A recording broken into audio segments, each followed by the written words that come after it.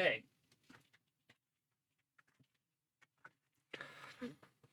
Hello, welcome back to the next part of thoughts on the book For Good and Evil, The Impact of Taxes in the Course of Civilization. I think we are beginning to repeat some of the ideas now. So part of these might go a little faster, I hope. So he starts talking about France here. Says, no Magna Carta was necessary in France for the simple reason that feudal contracts granted freedom from taxation to most nobles. Furthermore, French kings respected these contracts and would not dare institute an exacto inaudita, tax, which is an unheard of tax. Tax restraints in the French monarchy also applied to lords. The taille, like the English tallage, was hated as much in France as in England. Many charters between lords and commoners prohibited this arbitrary power to tax. In Flanders, a local count invited weavers to come and live upon the express condition that there would be no taille. The weaving industry that developed from this taille immunity still survives as the dominant industry in Flanders today. So we can see how ancient tax regimes might have an effect even today. You know, why does Silicon Valley exist? Why does LA exist? Why does Las Vegas exist in America? Tax, essentially. Or, well, LA also happened as a way to quickly get down to the Mexican border in case there was trouble. But that's a little more complicated.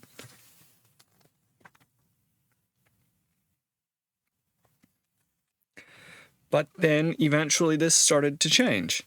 Philip finally succeeded in increasing taxes in the nobility by commuting knight service into an annual tax like the English scutage.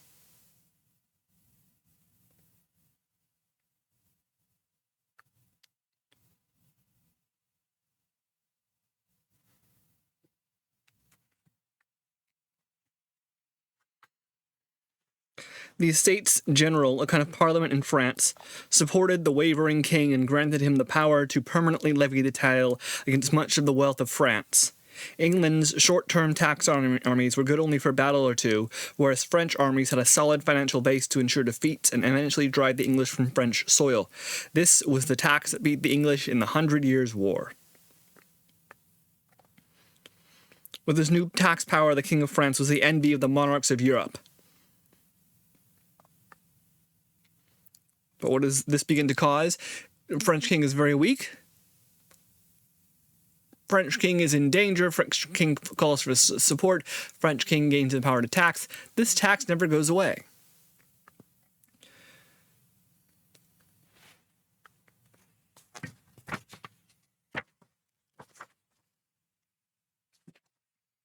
And so during the 100 Years' War, overtaxed peasants revolted in France and England. In France, the revolts erupted in 1348, when tailles were increased beyond endurance to raise funds to ransom the king and a number of his nobles. For the next 200 years, peasant uprising over taxation brought devastation and death throughout Europe. These revolts are significant because the peasants never had a voice in taxation, though they bore most of the burdens. When taxation became too oppressive for them, they voiced their discontent through the only means available, violence.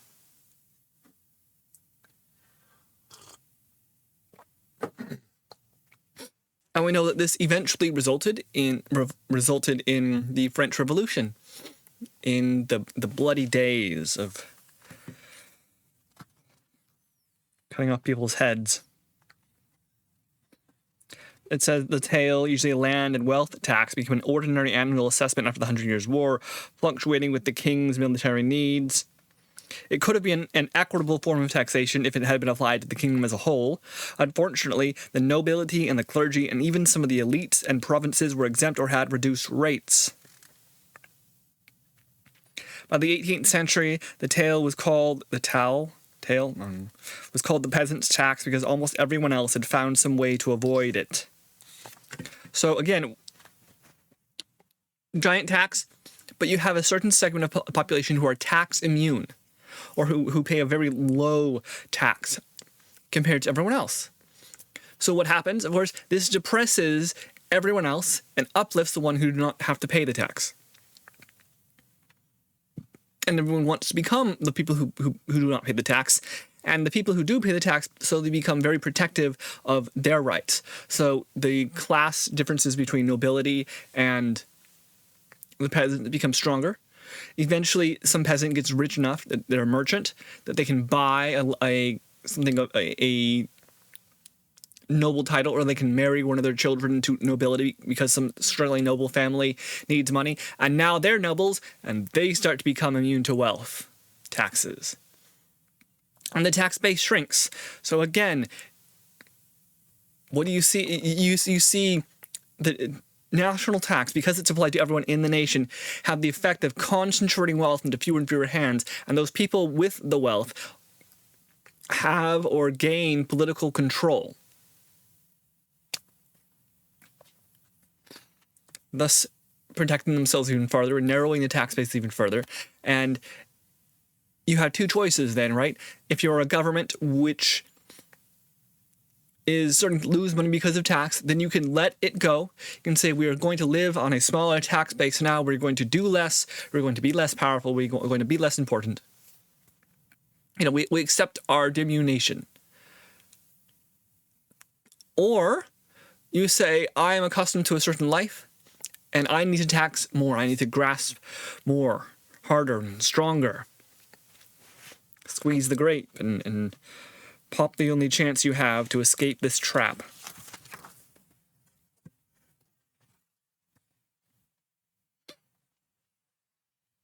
You know, the common people of France, as in Spain, had a zeal for aristocratic status, and the crown sold offices and titles for a substantial fee.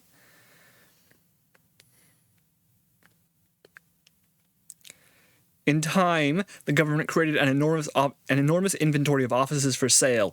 In reality, these sales were interest-free perpetual loans to the government. Consider, for example, the sheep and cattle farmers in Brittany who produced hides. The Crown took notice of this enterprise and created an office of inspector of hides. All hides had to be inspected for a fee. The annual fees provided a nice profit for the inspector, who was permitted to keep everything he collected.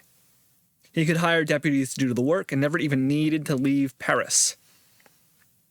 The price paid for this office was directly related to the expected return. The losers, of course, were the farmers. The inspection served no useful purpose. It was simply a tax on the hide business. And I think this is a complaint which we have even in America today. Hey, I have to get a registration for this. I had to get this inspected. And the inspector comes through and they always find something, and then there's a fine and I gotta pay it. Or I have to pay for the inspector, and I pay him for each inspection. So he comes back, 3, 4, 5, and 5 inspections needed, and you pay him each time. Or I have to fill out a bunch of paperwork in order to do this thing, and it seems that this paperwork serves no useful purpose. It seems I'm being inspected and they're nitpicking on little bits. It seems that every year there's a new fee added for something. A filing fee, a new rule that I have to follow, a more active series of inspections that I have to deal with. And if you think the inspector is doing good, if you think this is for a good purpose, if the cost is not very high, then I don't think people have much difficulty understanding or tend to disagree with the point, right? Like a food safety inspector makes a lot of sense. You want to be able to go to a place and expect that the food is safe. You're not going to get sick by eating the food. All right, yes, good idea. But when it comes to how annoying that charge is, it becomes more interesting when you look at how it is actually done. Admittedly, I don't know how it's actually done. You know, I haven't been an inspector. I certainly haven't been inspected. So all I can go by is stories I've heard and the general trend of things that I expect to happen. The bits of information that have fallen into my lap. And so let's look at something that we hear about a little bit, like building inspections. Okay, so I have heard, and I've seen a few videos here and there. I've read a little bit of information once in a while on, you know, the housing problems. And one of the housing problems that's very common is it can take an extraordinarily long time to receive all the permits for her building a house. If we see, take a very long time for all the inspections to be done. You know, we build a house up to a certain level, and then the inspector comes by and takes a look at it. Right? It gives us a pass to continue building. It gives us a pass to continue building. We have a plan for the house. We want to add an extension. So we draw up these plans. We submit them to City Hall. They have an engineer look at them to make sure the house isn't going to collapse on us. They return it, and we're good. If this takes a week, 2 weeks, fine. If this takes 4 months, 6 months, 8 months, you start to ask, what's going on here, right? I'm running into troubles. Because over a long enough period, the cost of labor and the cost of supplies changes. It isn't like 3 days later, the cost of lumber goes up by 20%, but, you know, 6 months later it might. And, like, I know in my city, well, not my city, but the city just down the road, technically, the metro area I'm in, has been in the news quite often efforts to build in a certain place. And this certain place is supposed to have housing attached. And so you hear, okay, we're gonna build housing in the area that the city is a plan. And then you hear that somebody has sued the city for their plan. And then you hear that the plan has been revised. And then you hear that they're going to build. And then you hear that they're not going to build. And then you hear that the money isn't going through. And then you hear that they are going to build. And then you hear that the money has come through in a new way and they're making a new agreement with another developer added on to the original developer to make it go through. And then so they are going to start building. But well, then they start building some of it. But the other part of it is tied up in lawsuits for the next 2 years. And you're hearing this as an outsider going, this is ridiculous. I heard, 4 years ago, there was a plan to build out this part of the city. And they produced some interesting drawings. I imagine they had an architect already sort of plan this out. And in reality, it's half a decade away from even beginning to put something in the ground. In 5 years, how much of these costs change? You have 5 years of planning put into this. And I'm going, how much of this is necessary? How much of this is needed? As a non-expert in the situation, to what extent can I understand the activity that is going on? To what extent can I understand how well my tax dollars are being spent? Or if, like in California, we have a law where you have to do environmental impact inspections for any time you're going to build something. How is this going to affect the environment around us? And it sounds good, it makes sense, but I've also heard complaints that, hey, this can take a year, or one person can sue a developer and stop this activity happening because now they have to do a bigger assessment, or someone alleges that the assessment wasn't done properly. And there's all these troubles and problems, and I don't know who's right and who's wrong. I don't know the information involved here. I'm not an expert in any of this. So how do I know if my tax dollars are being spent well? How do I know if a law to protect the environment is having an adverse effect? It's like reading about a new law which has been given to the voters to decide. And there's a for and against. And the for says this will depress jobs, and the against, sorry, and the for says this will be positive for jobs, and the against says this will be negative for jobs. They directly contradict each other. And you're going, how am I supposed to understand what on earth is happening here? And I'm saying this as a relatively well-educated person in the modern era with information and knowledge, and I could look this up, and there are people with opinions who are willing to tell me about this. Imagine if I am a peasant in 17th century France, and somebody comes through and takes money from me, and the government comes through and takes money from me. Government comes through and inspects the hides of the sheep I am raising and tells me those hides are fine. And now I can sell them. But I know nothing has changed. I know all this means is that the government looks at the hides and has gotten its cut. This is often the trouble today for things like certain licenses. Like I know you have certain cities sell taxi licenses.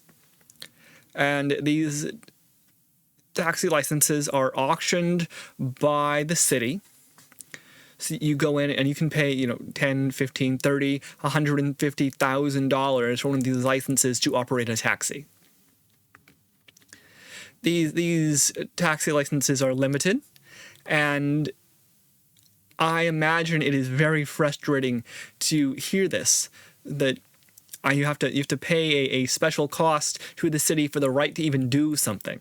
If you want to run a hot dog stand or something, well, I got to pay the city for a right to do this, not even just to try it. And then once I do have the right to do it, there's a bunch of inspections I have to deal with. There's people interfering. There's the IRS asking me about how much money I made. There's all this need and bureaucracy.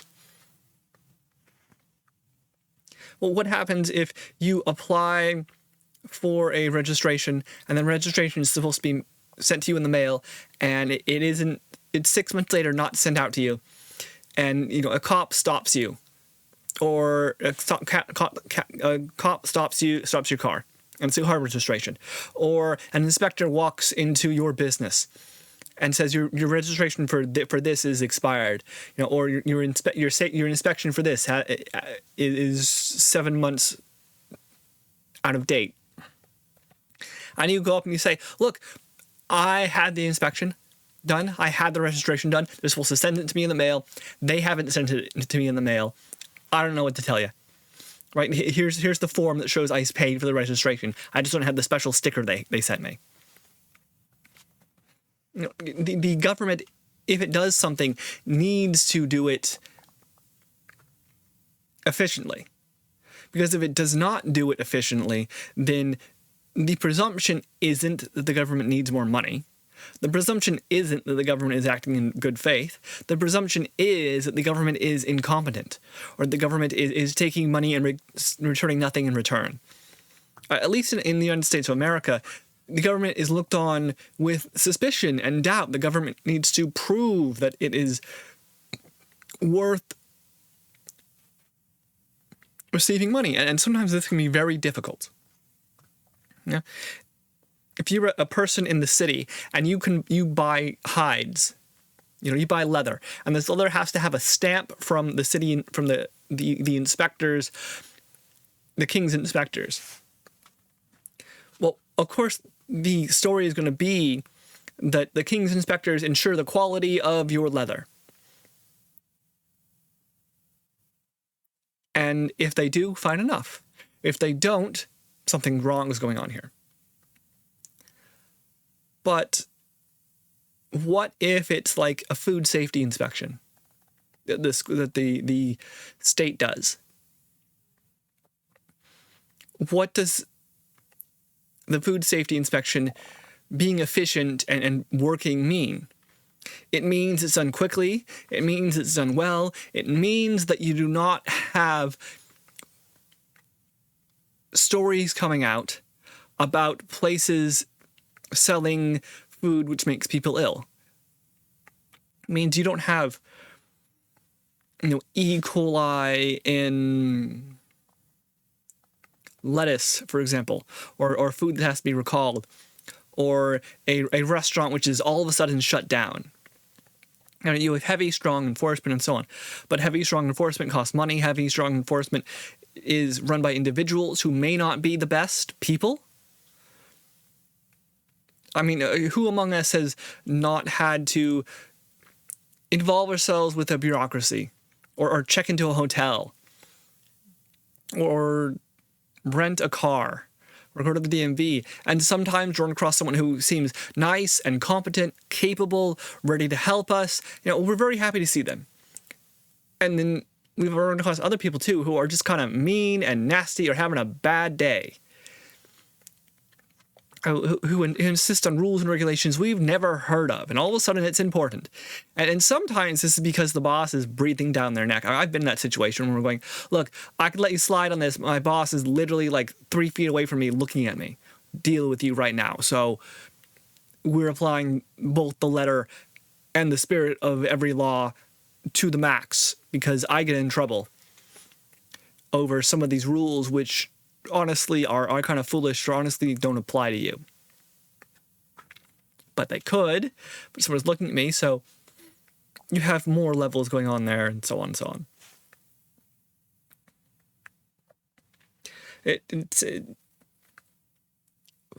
So you only realize, so like safety inspections, you only realize safety inspections work when something does not go wrong.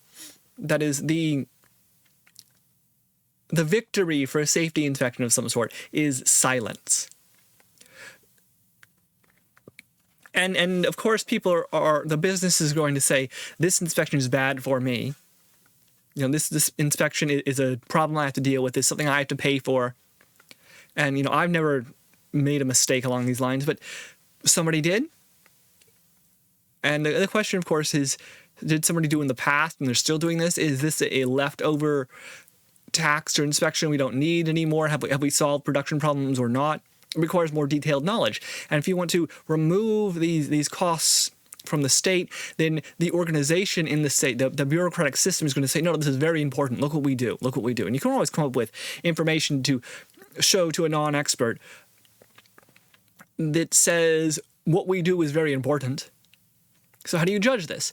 Well, presumably you call in an expert who can critique the bureaucratic expert. You call up records and you spend a lot of time investigating this, and you set someone, you put someone in charge of doing an investigation, and then they're going to give you their recommendation. And another issue comes there, right? Do you follow the recommendation to the limit? But if you do, people are going to push back. There's going to be groups saying, no, that's not right, or that's not right, or I don't like that, or if you push back on that, I'm not going to vote for your bill. And meanwhile, you're not an expert on any of this. Or if you are an expert, you're talking to people who aren't experts. It becomes very, very complicated. So the idea this author has is essentially that we should be very careful about these, that we should be inherently suspicious of new taxes and new charges. And one of those things is that one of the activities we should do in order to make sure this does not happen, make sure there's not a whole lot of corruption and unnecessary graft, is keep people in these positions of power. Keep the health safety, the safety inspector, keep the DMV or whatever from gaining money by instituting these inspections. The French practice of office selling and its corruption had a profound effect on the founding fathers of the United States. The Constitution has 2 separate provisions prohibiting the sale of offices and grants of nobility. The last thing wanted in the Americas was government based on office selling, referred to in the Constitution as emoluments. Emoluments? Emoluments. Whatever. So that a government officer should not have the opportunity to enrich himself. in the course of doing his work. A government, and this I think holds up to a great extent in the United States. We have a relatively low level of corruption in direct government activity, I feel. But we can also expand this, I think, that a government organization shouldn't have the opportunity to enrich itself by its activities. And instead of he and she, the individual, enriching themselves, which is bad because it defies corruption, everyone's out to get theirs, you have an organization. So, again, this is part of my critique of if a police system, if a police system, for example, gives out fines, and those fines should not be returned to the police system. Fines should not be a source of revenue for the traffic system. The system that watches traffic should not be able to benefit from the fines about traffic, right? Indirect taxation in a manner where you have to pay to use the roads and bridges and so on is reductive of commerce, but also indirect taxation by means of fines can be an extreme issue. I guess those are in between indirect and direct taxation, actually, which is sort of interesting because you are taxing the person directly, but you're taxing them because of something they do, not because of like the revenue they make and so on. Mm.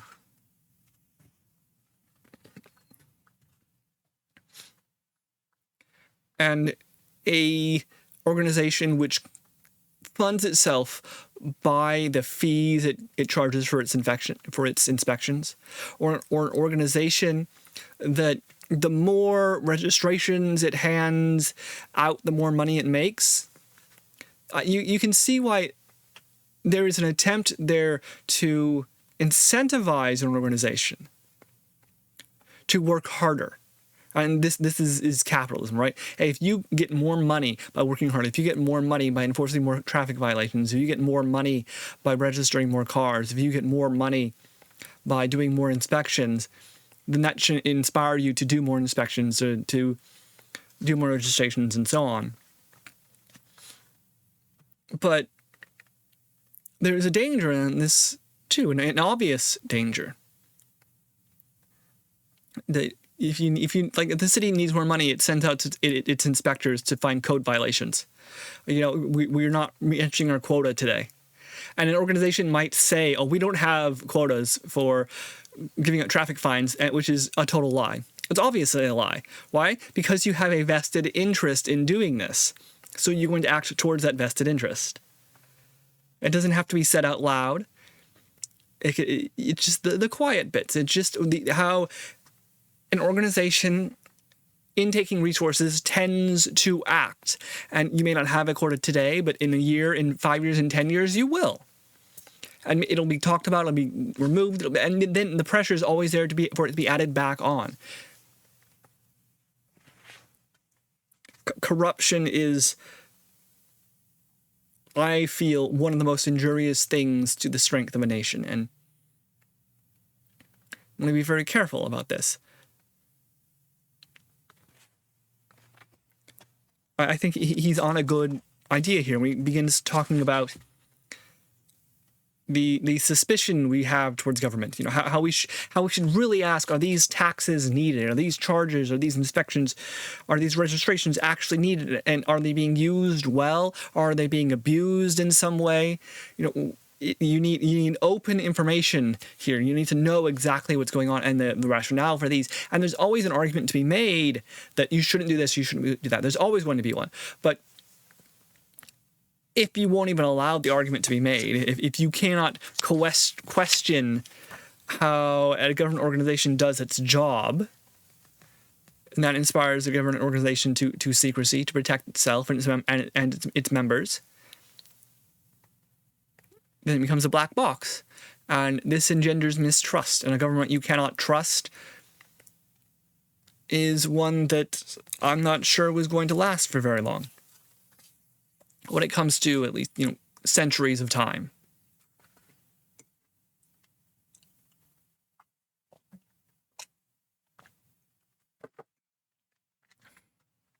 there's two major ways to restore trust. You can say, I'm sorry. You can open up your ledger. You can explain what's going on. Or you can show that you are effective, right? You can show this. Okay, let me step back for a minute. Let me not make so many inspections. Guess what happened, right? We have studies going back 13, 14, 50 years that we need to inspect, I don't know, 25% of restaurants or health violations every month.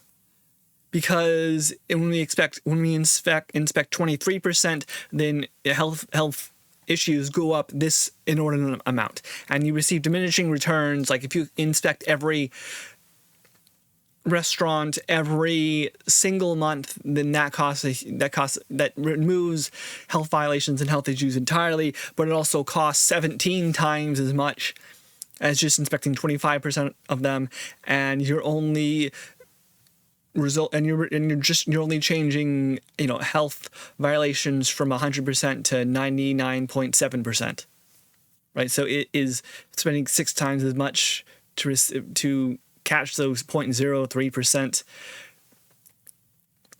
violations wrong or right. But if it turns out if we inspect 23% of people of restaurants for health violations every month, then you end up at 80% of the restaurants do not cause health problems, do not make people sick or something, right? So obviously there's it's very efficient to go from 23% to 25%. And I'm making these numbers up completely and utterly, but there's an argument there to say, look, I know you don't understand what I'm doing. I know you don't understand the issues. It's like nuclear safety inspectors. I don't understand nuclear safety inspectors, but at the same time, I'm going, okay, the nuclear plant has not blown up into a giant bomb, so if you say you need more money to do more inspections, I'm going to err on the side of caution here. On the other hand, something like there's a bunch of car registrations, and what's the point of a car registration? It's just a flat out tax on cars, right? Oh, or is it to know how many cars there are on the roads so that we can budget for road repair, for example? Is it to keep track of stolen cars because the registration, the VIN number? What are the outside effects of this?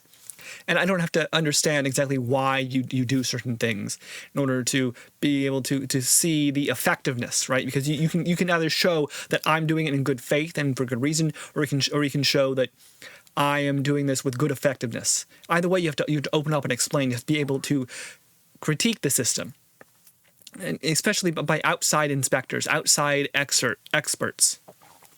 And as someone who is like a politician or a journalist, you need to be able to vet as experts. So how do I vet an expert if I'm not an expert myself?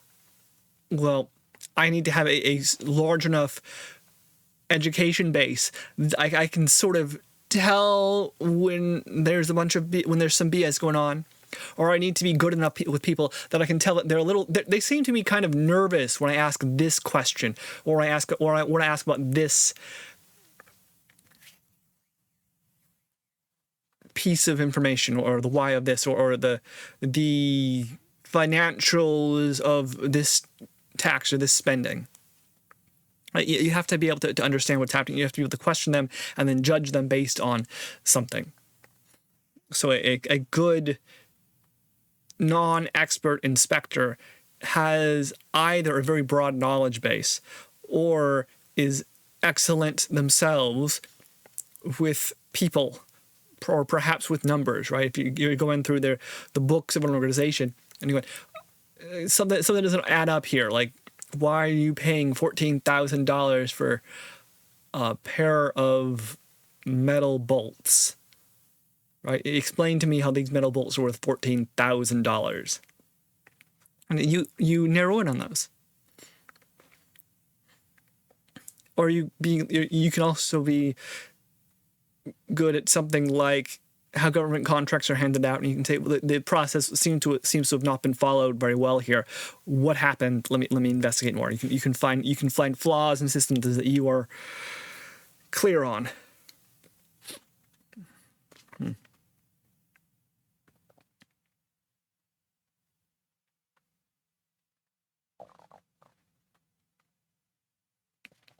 Okay, so to return to France, what eventually happened in France, as I understand it, and this is a very basic working out of it. Okay, so Louis the 15th, I want to say.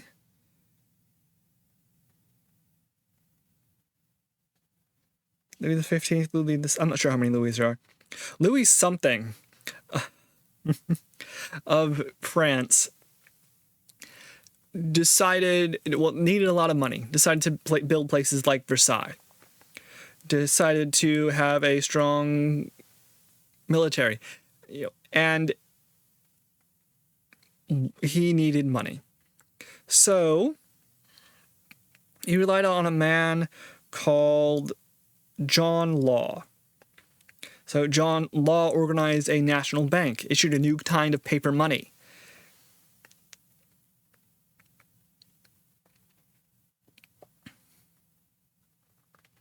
To provide a basis for the bank's credit, Law obtained the exclusive rights for all trade from Louisiana and Canada.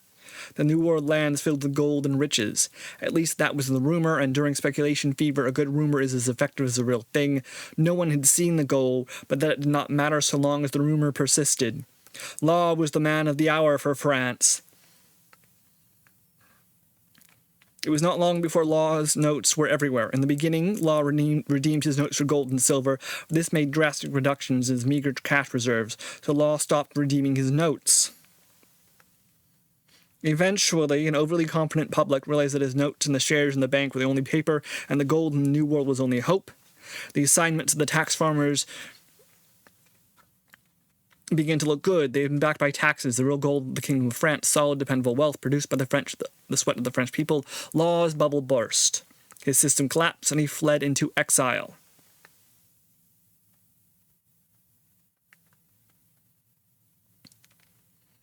French tax farmers were reluctant to pick up the pieces of Law's tobacco. For a number of years, the crown had to collect its own taxes using the personnel of the tax farmers. Eventually, the revenue system returned to the tax farmers, and they returned into control before the Revolution in 1789. Tax farming. So the government of France collected the taxes directly, and these taxes most heavily fell upon the peasants, and they needed a lot of money. So the French engaged in trusting that there was this magic man who pulled money out of nowhere, who was a banker, and eventually it was a bubble. It was real to be a problem. The money went away. The bubble burst. The French kings were broke, not least because they helped in the American Revolution, which was an effective means of taking money away from the French people. So they tax the peasants more and more and more until you end up with Marie Antoinette reportedly saying, "Let them eat cake." And the revolution happens. Death, death, death. Why did the French kill all the nobles? Why did the French kill the kings? Because they had been fleeced. They had been taxed for years, uncounted. As far as the average peasant was concerned, it had been forever and forever and forever, and they were just getting poorer and poorer and poorer. And they were, you're hearing all these stories of the New World. You're hearing all these stories of England.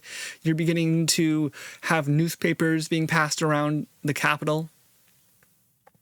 And one of the other reasons for the French Revolution is to realize that the French Revolution took place in the streets of Paris. It wasn't the farmers necessarily who instigated the French Revolution. It was the poor folk of the cities of Paris who could see the nobles riding by in their carriages, who had to work and couldn't raise their own food, who were depressed, economically speaking, at every turn, and who always had some king coming by telling them that they controlled the people and the people should give them money. And then you have the French king dealing with riots, so he begins to feed people, giving out bread and dole, and you run out of money, and you're building Versailles. It's just all a bunch of issues, right? And it comes from the French state taxing very heavily and spending its money incredibly unwisely. The French kingdom did not have to fall. During the French Revolution, the people, as I understand it, were all but begging the French king to just say he had done wrong, all but begging the French king to just accept some small token reduction of his power. Just enter in a good faith dialogue with the voice of the people in the commune and whatnot. With the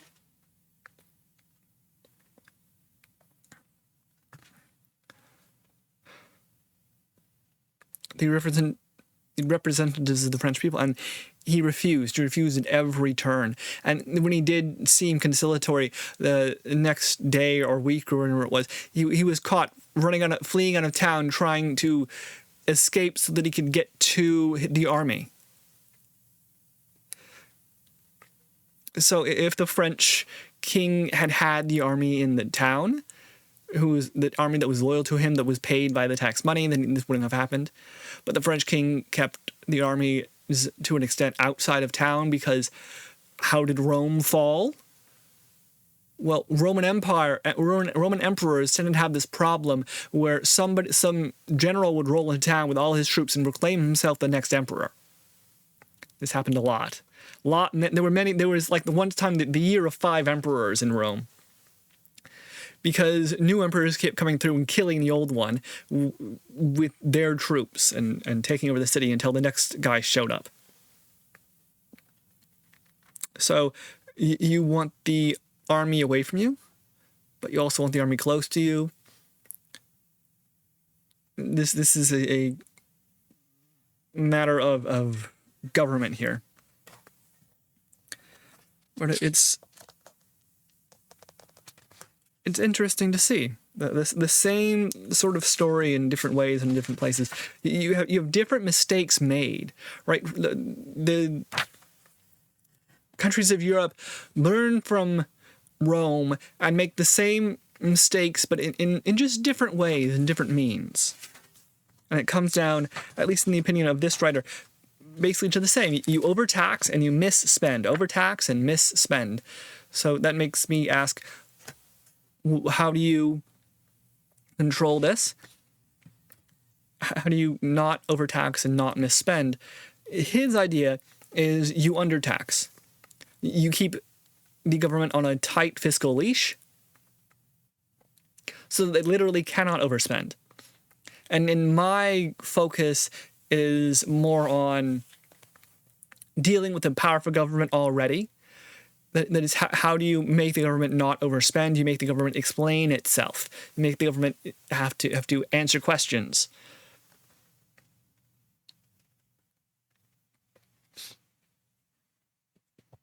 There are parts to be said for both.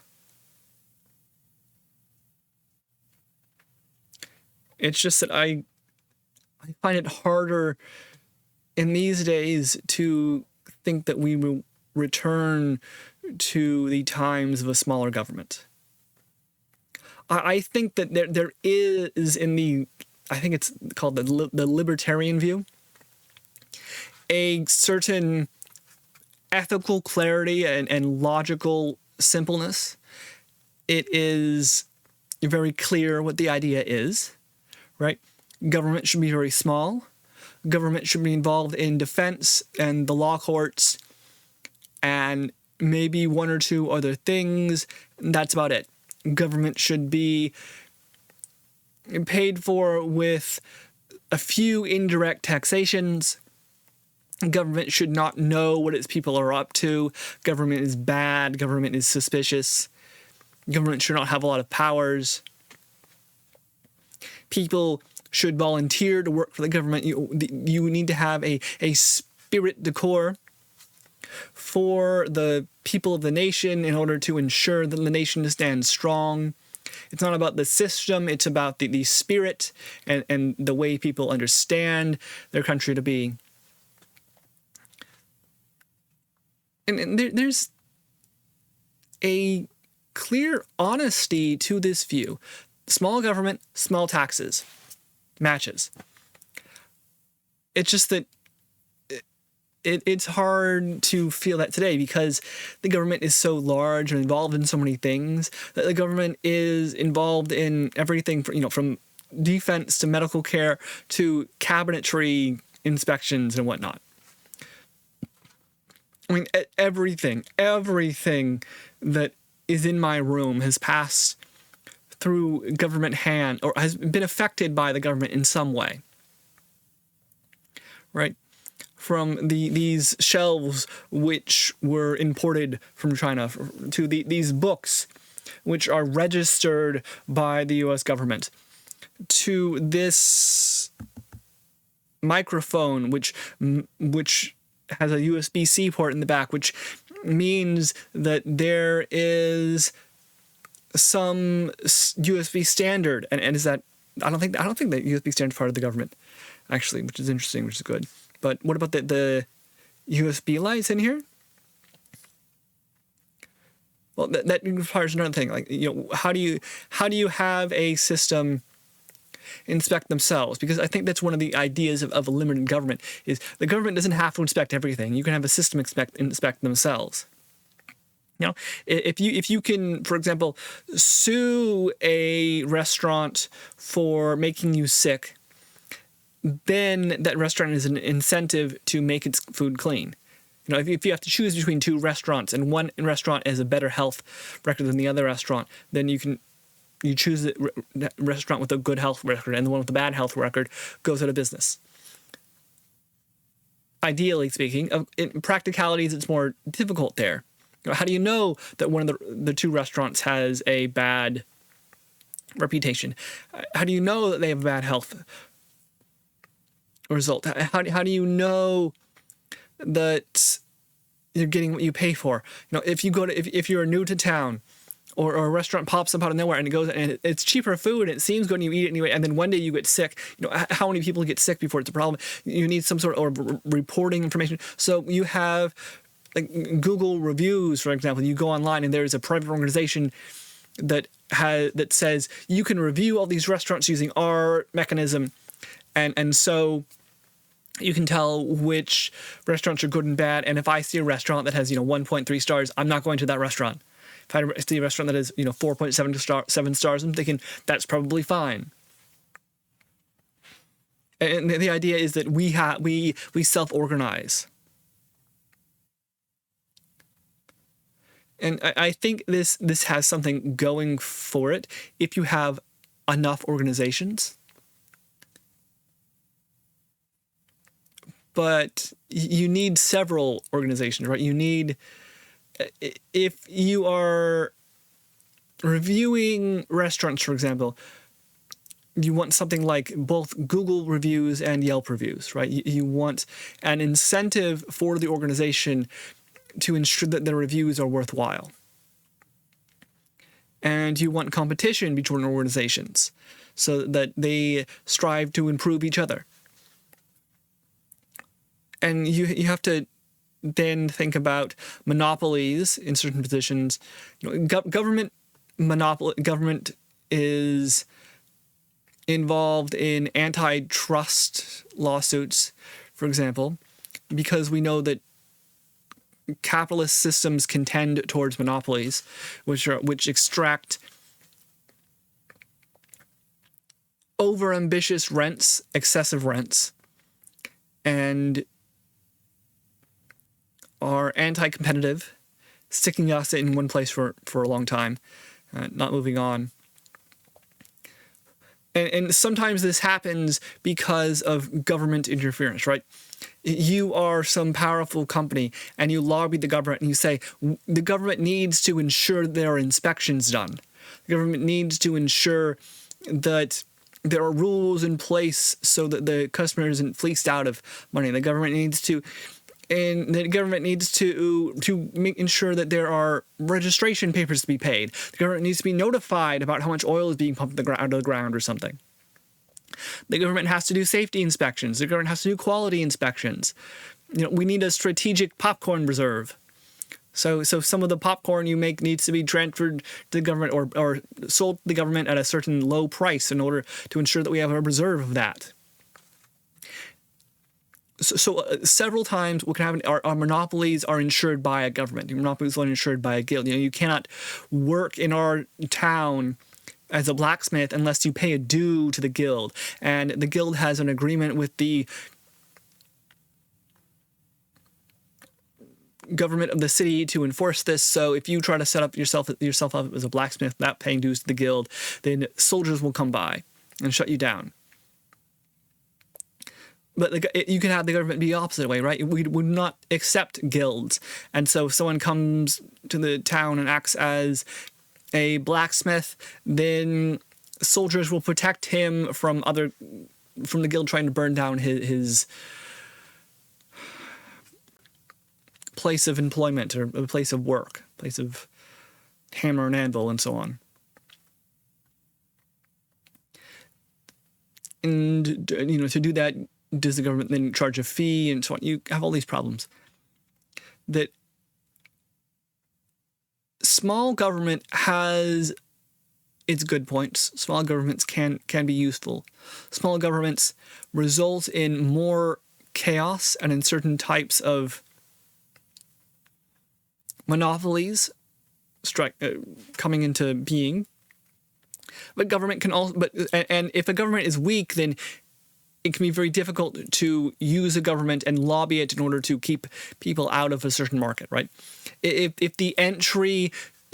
you're in the housing market, right, and you build houses, well, part of the cost of entry in building a house is dealing with the city government, right? Dealing with matching the requirements of the city laws and how high something can be or where it can be built or what types of screws and ratchets and nails and hammers and wood you have to use, and it has to be inspected, and you can't use the cheap wiring, you have to use the good wiring, and so on and so on.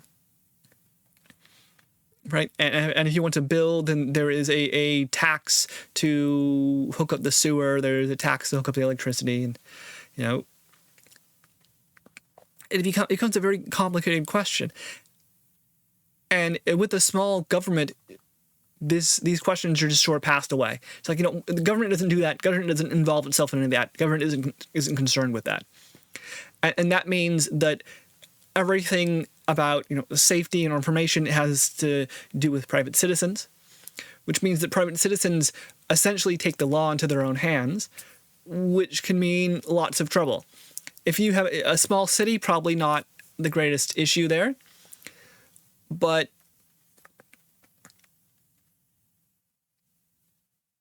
what if there's an ongoing feud? What if it's a big town and nobody really knows each other? How do we ensure that in this complex world we live in, that electricity keeps flowing and water keeps moving and the water we want to drink is always clear? And I don't need the sewer system of the city.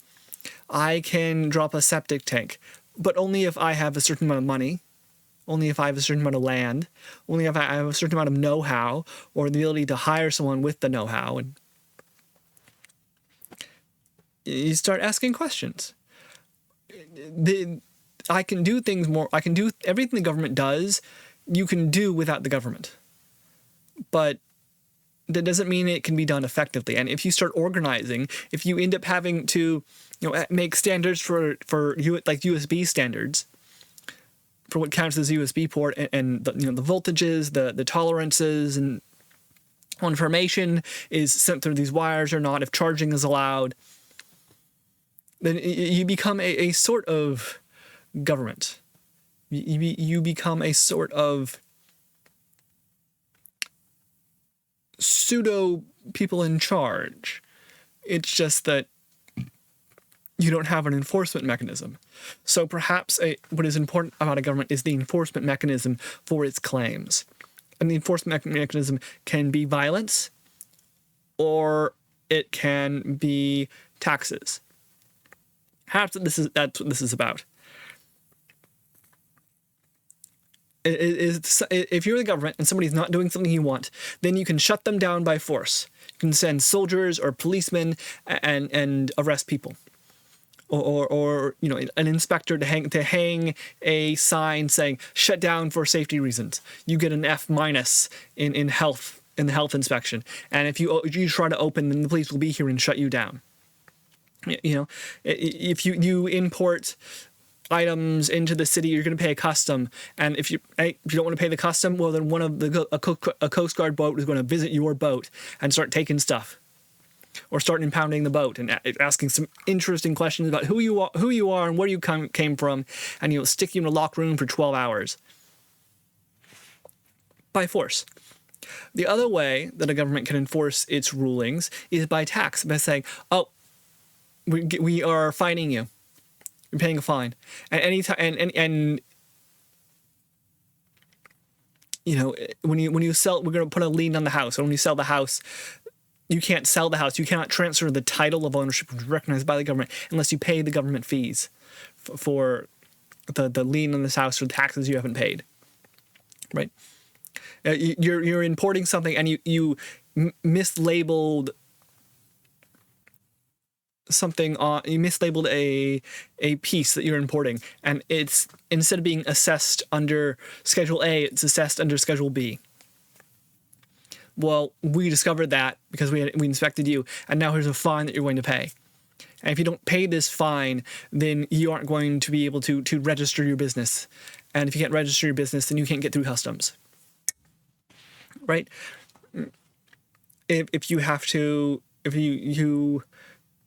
use government services, the government can see your money, then it can grab your money or stop the money from moving, or it can pound the money, or it can say to someone, don't allow this money to escape from this account. Keep the money in the account. There's an investigation going on. And so on. So in order to stop you, the government, in order to affect you, right, the government needs to know who you are, where you are, what you're doing. Right? Force, it needs to know where you are. It can send people to stop you. If it's about money and tax, it needs to know what money you have, where that money is, how that money works, and so on. So a government interested in doing anything whatsoever is going to want more information, is going to want its nerves and sensors spread out, is going to want to trust it's being told the correct information, and so on. It gets bigger and bigger and bigger, not only because it's doing more things, I would say, but simply by process of trying to do the same things better. If the government is tasked with defending the nation, then as defense gets more complicated, it intakes more information. And now, okay, and you have excuses always to extend government power, right? We have to defend the cyber security system of the United States, the power system which people can hack into, which means we need to know about that. We need to defend the financial system of the government, make sure people can't hack into banks. Well, now we have a view into banks, right? You can take any grand activity, any broad activity that's economic or defense or protection, and slowly expand it and expand it and expand it. So the tendency of an organization is to grow until that organization becomes so unwieldy and so corrupt and so problematic that it falls apart. Then a new organization replaces it. And that new organization is hopefully a little better, but it's going to be better in some ways, worse in others. It's probably what's going to happen. And we slowly climb up the ladder of excellence in this manner, right?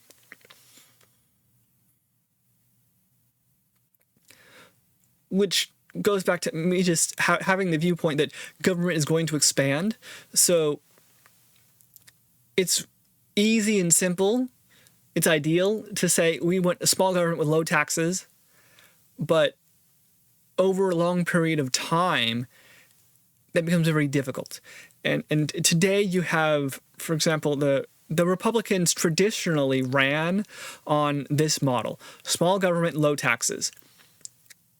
But then that seems to have changed, and there is no party in the nation today which runs on small government, low taxes.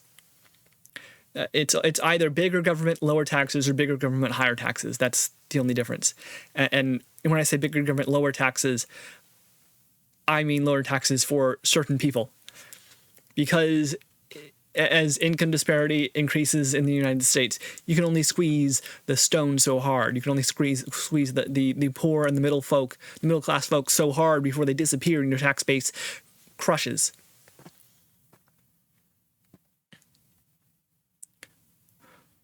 So a government productive revenue is going to have to do one of two things. It's going to have to either reduce outlays, do less things, do less activities, which certainly doesn't seem to be the case, or it is going to squeeze somebody. It's going to raise taxes on somebody. It's going to put in indirect taxation like tariffs, for example, because that protects revenue and it protects the already established powers, and it is bad for the consumer. It depresses the economy in the long run, clearly, as we know from studies. At least that's the way I understand it. And it's doing this because it gets it some revenue. It's a short-term way of getting more taxes that ignores long-term effects. Of course, the opposite side isn't all that great either. The Democrats are, we're going to spend more money, but somehow the tax base doesn't seem to change very effectively. And I think part of that reason is this argument in the United States, this view that taxes are bad, that taxes are theft. And why do we have this view? To a large extent, it comes from the ancient past. It comes from our European history. This is Voltaire. Voltaire says, "In the matter of taxation, every privilege is an injustice. The only principle behind the Tao was that of paying more the poorer you are, so that a man with 4,000 to 5,000 livres of income from loans might pay 10 to 12 crowns, while another man in the same village making cheese with 300 to 400 livres of income might pay 100 crowns. Vauban's sharp criticism of the king put him in exile and his books in the fire."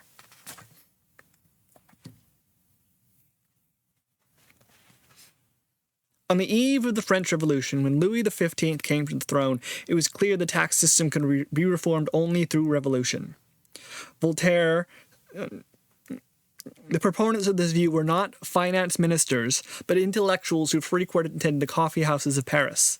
The people outside the system who can look at the system and say there's something wrong, because the people inside the system are very protective of it. They say, this is my organization, this is how I stay alive, and if you want to change it and you are threatening me, and by God, that means you are the devil. And no, I'm trying. Voltaire and Rousseau and Mercier here are saying, no, I am trying to keep the government alive. I am trying to keep the system going, because there are faults in it, and criticisms does not mean I am attacking you. It means I am pointing out issues with the way you act and what you do.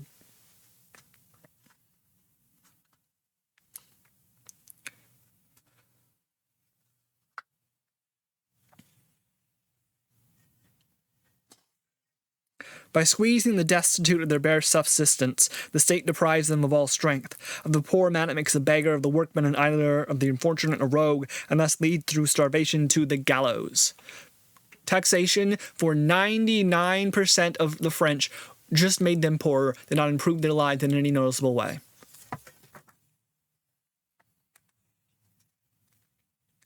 And eventually what happens is you have class warfare. You have the rise of the French Revolution, of the extremists. You have communism happening. Communism happens because people see something wrong in the system they are dealing with. Oppressed taxpayers, he says, began to think beyond the taxman to the tax-exempt classes as the cause of their burdens.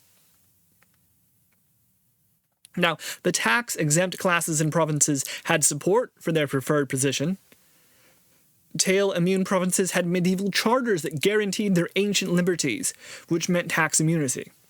Their ancestors had fought and died for their right to be free from this oppressive tax. Within the system, exemptions were purchased with hard cash. The judges, for example, paid for their immunities. It was only natural for them to fight for what they had purchased. Tax immunities were to these people what constitutional rights are to us. It is my tradition. It is something I paid for. And that may be true. It doesn't mean it's not stupid. It doesn't mean it doesn't have an effect today.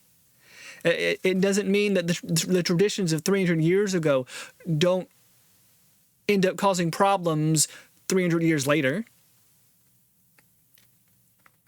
And the nobles, the judges, the people involved in the system are fighting for the system to remain because they benefit from the system. It's their livelihood. It's the only system they've known. And there's these strange people outside saying that perhaps we should change it and there's something wrong, there's a problem here.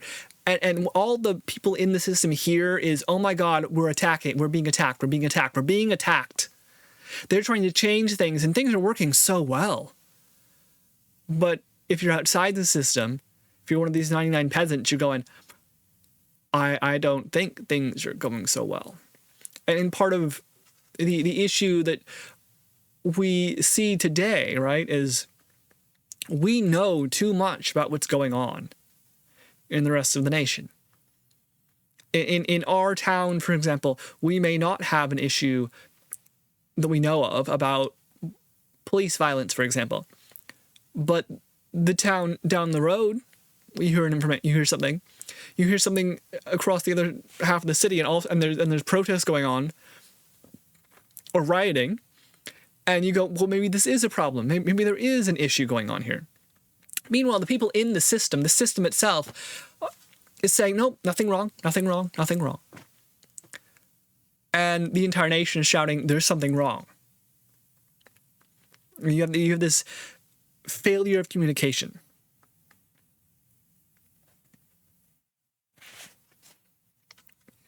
Until there's a fight, until the system begins to fail, and someone makes a mistake.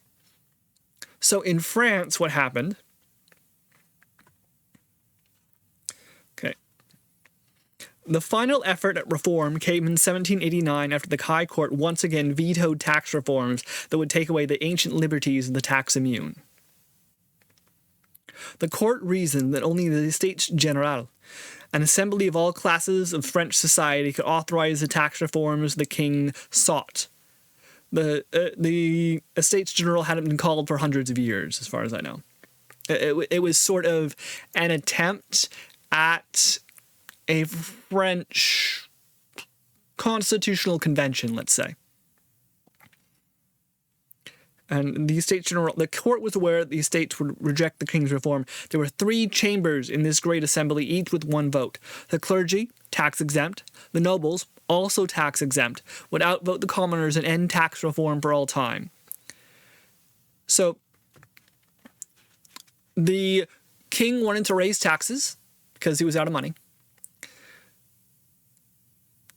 The courts said he could raise taxes if he called the Estates General a sort of constitutional convention, a sort of general assembly, a sort of Congress of the nation.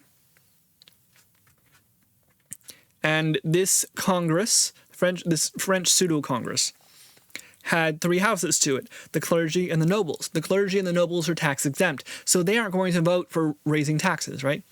The king has squeezed the stone as hard as it can. The king cannot raise more money from the peasants. The French economy is devastated. It's not growing. And there's these ripe little plums. The church and the nobles that just won't let the French king tax. And the French king is used to winning. The French king is used to being in control and having power. So what does he do? To counter the court's plan, the king doubled the size of the commoners so that they could challenge the tax-exempt clergy and nobility.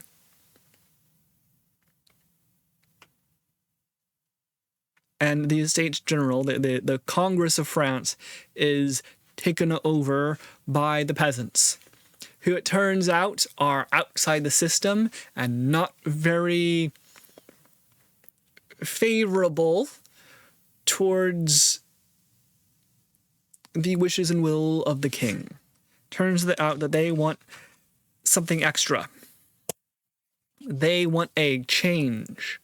They say they do what all congresses do, right? Which all gatherings do when dealing with a king, with a unitary executive. We'll give you the money if you give us something. And the main differences between France and England are, in France, the king said, no, I will give you something over my dead body. In England, the king said, I will give you something over my dead body, and they killed the king. This is the story of Oliver Cromwell. Essentially, the king goes to the assembly of the people and says, I need money. The assembly says, sure, we'll give you money if you sign these documents, giving us certain rights. And the king says, sure, I'll sign these documents. And then really doesn't want to pay back the money. Really doesn't want to give them the right. So he goes to the army and raises an army and says, I want to come back to London and burn it and make these nobles listen to me. The nobles and the peasants and the people of the nation go, this isn't happening. Raise an army.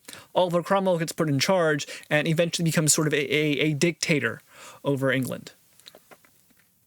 Eventually, Oliver Cromwell goes away. That the king is brought back to England, but with his power much reduced. It is understood now that there is one rule of law. The king is not all powerful like in France. So a government recognizing that it has limits is a government which survives. It is the story we're learning here.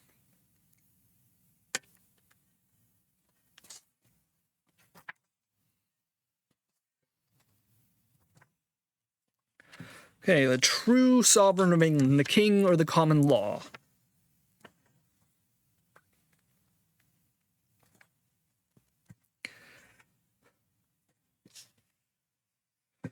And he says that the monarch, Henry VIII, was bound to have revenue problems because he went to war a lot.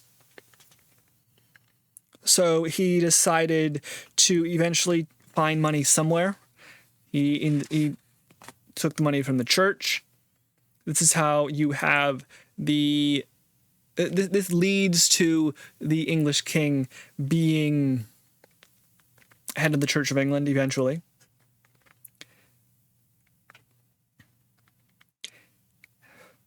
Henry seen to be waiting for his excommunication. He decides to raise trouble with the Pope. Parliament responded and proclaimed Henry supreme ruler of the church in England. This permitted him to execute the greatest heist of all time. Henry started selling monastic lands, and he redirected tithes and offerings to his coffers. With the lucrative revenues, new taxes were not needed. So the king was not very rich, and then he needs revenue for his wars. Then he finds a way to get this revenue. We're going to take it from somebody. We're going to tear down the church. And so one of the great powers of the nation that is against the king falls. King is now the church. The church isn't that third part of the Estates General like in France. Okay, but even so, when Henry died, he left his heirs an empty treasury and numerous debts. He dissipated his windfall wealth as fast as it came in and incurred a tremendous debt as well, which took Elizabeth I 15 years to discharge.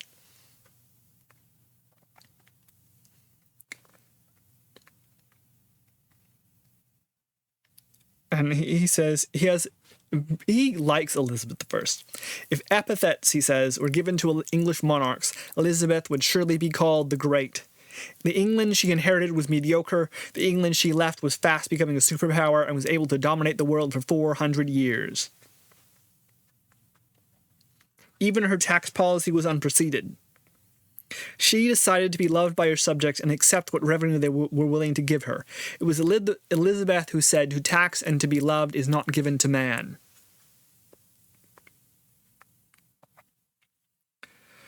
Her remarkable reign was highlighted by an unbelievably low taxation for its time, with a minimum of compulsion.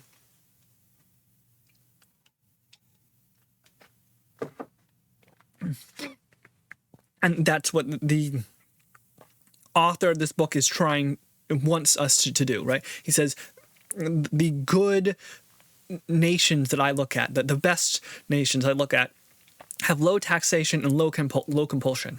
In that their taxes are low, and they don't enforce these taxes very much. They have a small government. Elizabeth did not ask Parliament for money. Why didn't you ask Parliament for money? Because the English kings are the English monarchy is learning that asking Parliament for money is a very quick way to barter away their power. Sign this if you want money. Sign this if you want money. Sign the Magna Carta if you want money, and so on. Elizabeth did not ask Parliament for money. If revenues were small, and they were, then her government would adjust to what Parliament provided. England under Elizabeth had by far the lowest taxes in Europe.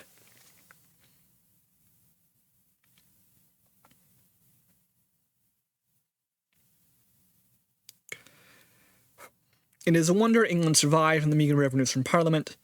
Yet England did more than survive. It was fast becoming a superpower. So this part is interesting because it goes back to Greece. Elizabeth even had the gall to challenge the mighty Spanish. Not only did she send military forces to aid the Dutch, but she also had the nerve to steal a Spanish man-of-war loaded with silver for Alba's starving troops. When the Spanish emperor demanded the ship and its valuable cargo, Elizabeth infuriated the emperor by saying she understood the silver really belonged to some Italian bankers, and while she was sorting this matter out, she would use it as a loan. The Spanish answered this gutsy queen with the Armada, the largest and most powerful naval force ever assembled. Then, with the nation under threat, Elizabeth turned to Parliament for help.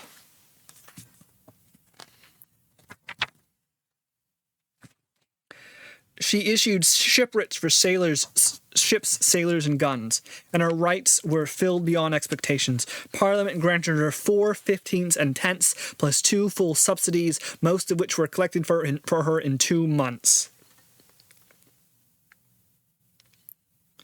And this was achieved at a time when she had dismantled the compulsory aspect of tax administration.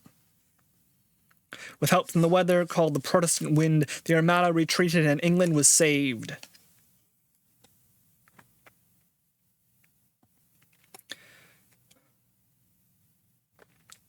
And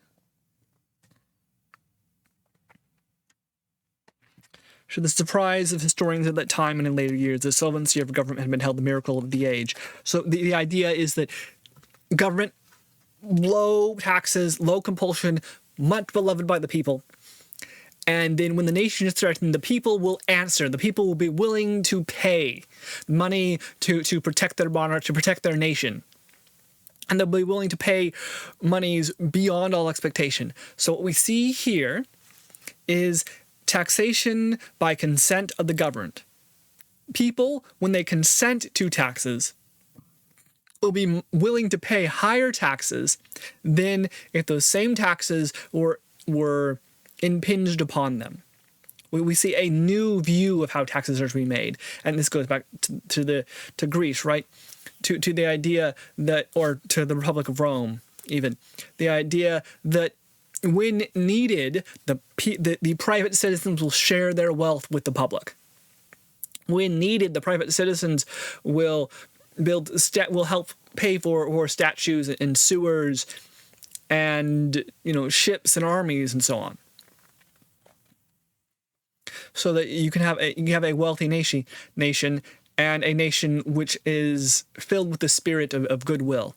Whereas if you have a nation like France, for example, which is taxes and taxes and taxes, and some people are tax immune, it's all about getting what I can out of it, then this nation eventually falls. And we can look at the United States of America today and say, well, every man for himself, hustle culture, that has a negative effect, right? If you're always trying to get yours, then what happens when the time comes that we all have to stand together and work hard? What happens when World War III happens? Do we repeat World War II, where the nation moves together as one, or do we repeat the Vietnam War, where we're all fighting ourselves about whether this is right or wrong?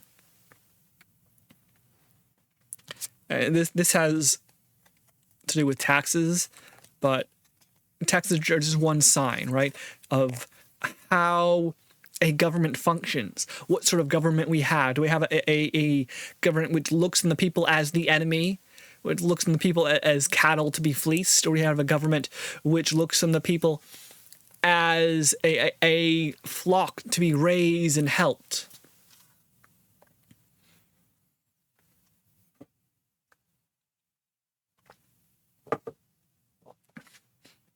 How active is government? How connected is government? How open is government? How trusted is government?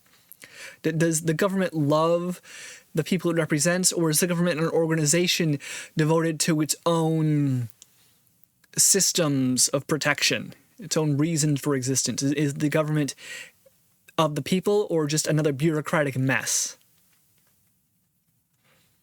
Well, we can ask the same of any company, right? Any company with a whit of sense looks on its workers as a resource, right? We have people who are very valuable to us because they are trained, they are hardworking, they're willing to sacrifice the company, and it seems to me the company should be willing to pay them a fair wage. But instead, what we tend to have is, I've worked retail, stocking in a back room, and the corporate office is like, well, work harder, work harder, work harder, work harder. We're upping the quota, or today some people call that, so we're going to need you to work extra. And I'm sitting there going, why am I working extra for the same wage when I know that the company will fire me in an instant if I do something wrong, when the company is not protective of me? It's the same sense you have towards government in many cases. Why am I for the government when they come and stab me back at every opportunity? Why am I, protective of the police when they keep stopping me and giving me more fines and more fines and more fines for my car? Why am I for this politician or this political movement or this political idea when they get in power and then all they do is pass taxes that are bad for me, or all they do is harp on about some cultural issue I think is wrong, or all they do is send people into our community, into my community, in order to attack my friends and colleagues, or all they do is pass regulations which are injurious to my business, right? How do you have a government that you like? How do you work for a company that you like? How does the company be loved? How do you have a company where the people who work for you trust the company to do right for them? This is an idea that has, to a great extent, been lost, I feel. You have corporate organizations and government organizations that are not trusted. And a large part of this comes from openness, it seems to me. It comes from knowing what's going on. Because the boss... Okay, so if I'm a peon somewhere and my manager is above me, and we're going, we need another person, right? We need to hire another person. I'm out here doing overtime, or we are so squeezed for staff that if anyone calls out for any reason, the entire thing falls apart, right? There's no stretch, there's no overlap between shifts, for example. Or we tend to have enough, like the average amount of work we need to do requires 6 people, but there are days when it requires 5 people and days when it requires 7 people. So we're going to have 6 people, and sometimes that's good, sometimes that's bad. You know, sometimes we can get the job done and there's a little extra when it requires 5 people. Sometimes we match the job perfectly at 6. Sometimes we cannot get the job done because it requires 7 people. And I'm sitting here as a peon going, why don't we hire 7 people? Right? Because 6 is okay, but 7 covers, 99% of our contingencies. It covers the risk. And I, as a peon, are like, the risk is, the amount of work I have to do, how hard I have to work. The risk is whether my managers are breathing down my neck going, faster, faster, faster, faster, stop cracking the whip. We need to get this done. We need to get this done. I know you can do good because you did good yesterday. And I did good yesterday because I was asked to, but that doesn't mean that I can pull out 110% effort every single day. It's the same with government taxation. Yeah, I understand there are times when taxes need to be raised for some issue or another, but it doesn't. But if all I see is taxes being always raised, or all I see is taxes for the rich going down and down and down and down and down and never up, but only down, then I'm starting to ask what's going on here.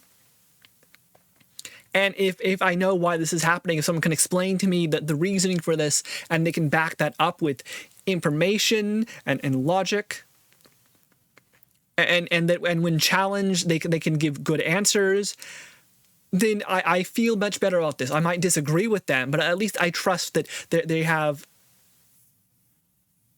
something in them, some purpose, some idea, some clarity. But when I don't see that, when I don't trust the government, when I am in tax, I don't know where the tax money goes, when I'm being told to work by my manager harder and harder and harder, but I don't understand why we can't hire a 7th person, right? Then you lose something.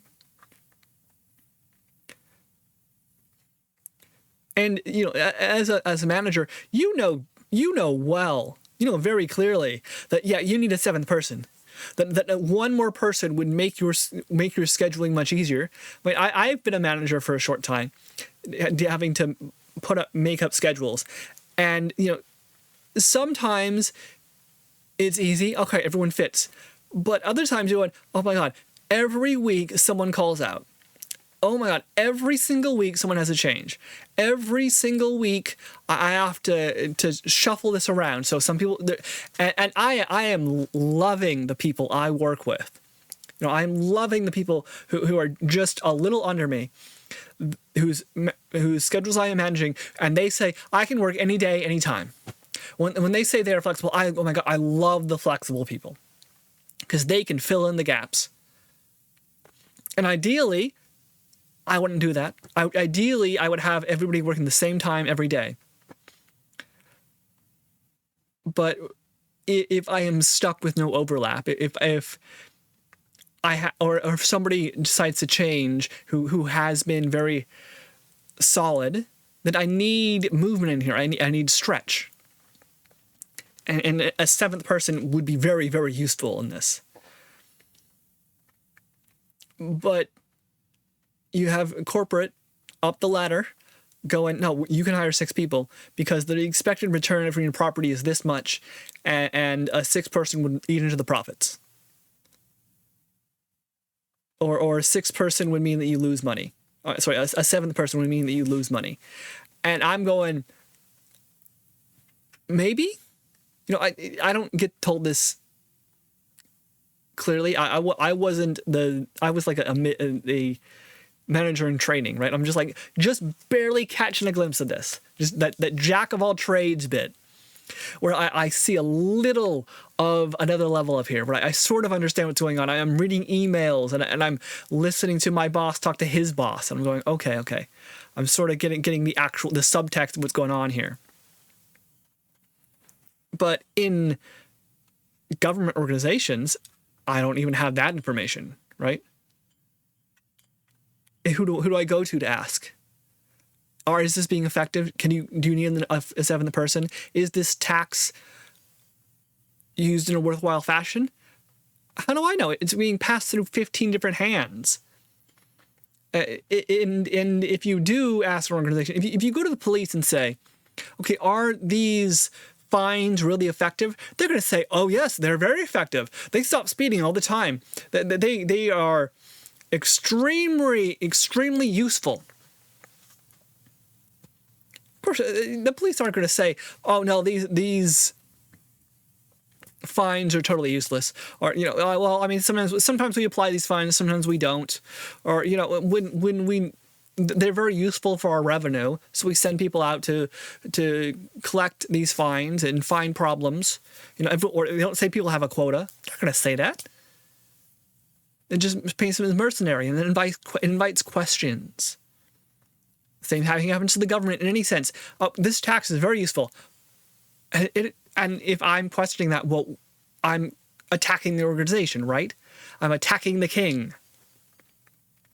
And someone low in the hierarchy, some peon or some middle manager may be willing to say, no, this isn't working, but this does work, or there's a problem here. But if they say anything, they're fired or they're in trouble. Or they're going that, hey, the CEO, someone way up high, says this is for a certain reason, and I believe them, or I don't know enough to question them. And the CEO or the president or the governor up there may be saying, yes, this is very good, and this is why, and this is the information I receive. And is the information he receives good? Is the information the president is receiving honest and clear, or is it an organization that is trying to protect itself? And how do you know? How do you know what's going on? How do you understand what's happening?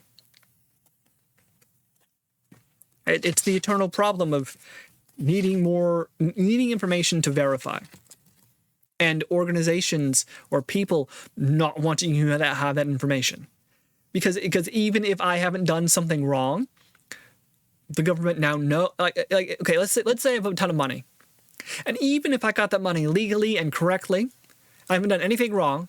Well, now the government knows I have money. And one day the government might decide it needs some of my money for something. And I have no say in it. That's the worry. Because if you don't trust the government, then of course you don't want the government to know anything about you and your wealth. And how would you trust the government? You need to know what they're doing, but also you need to feel like you have control over them. You need to feel like you have someone you can complain to. Right? A lot of times, when you're working at like a hotel, you're working on the floor of a big department store, people come to you and complain about things, and they don't really care that you can do anything. They know you're just a peon.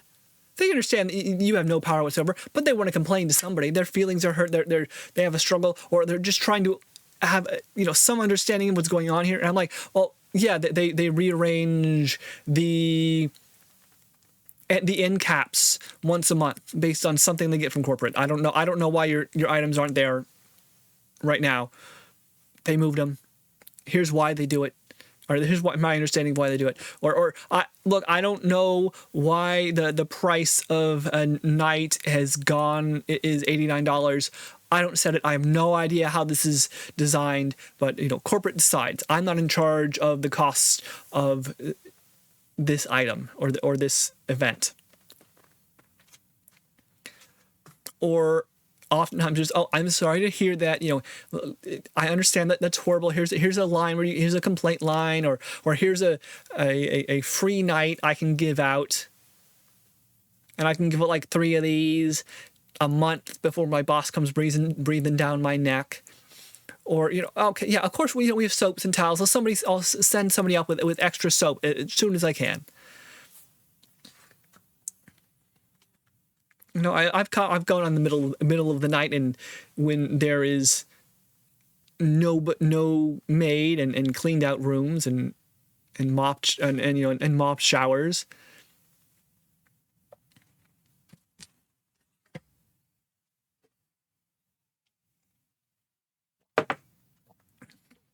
Because you end up having this connection with people. But pure organizations are destructive of connections. I, as an individual on the ground floor, understand the struggles folk have and want to work with them. But my boss, or my boss's boss, or his boss, or her boss, or all those mean that I end up following rules.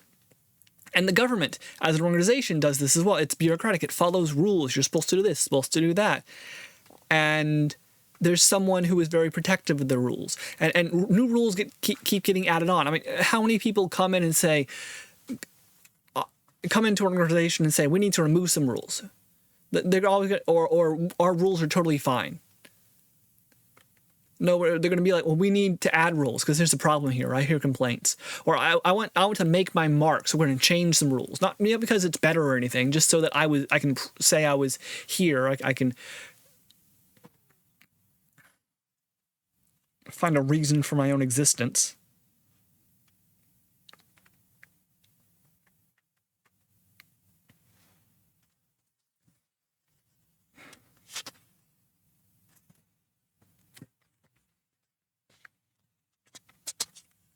Okay.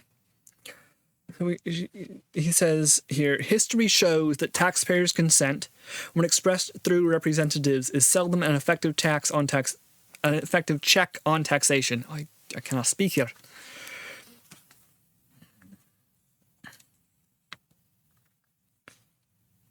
This first became apparent in 16th century Spain, when taxpayers' deputies usually sided with the crown against the wishes of their constituents.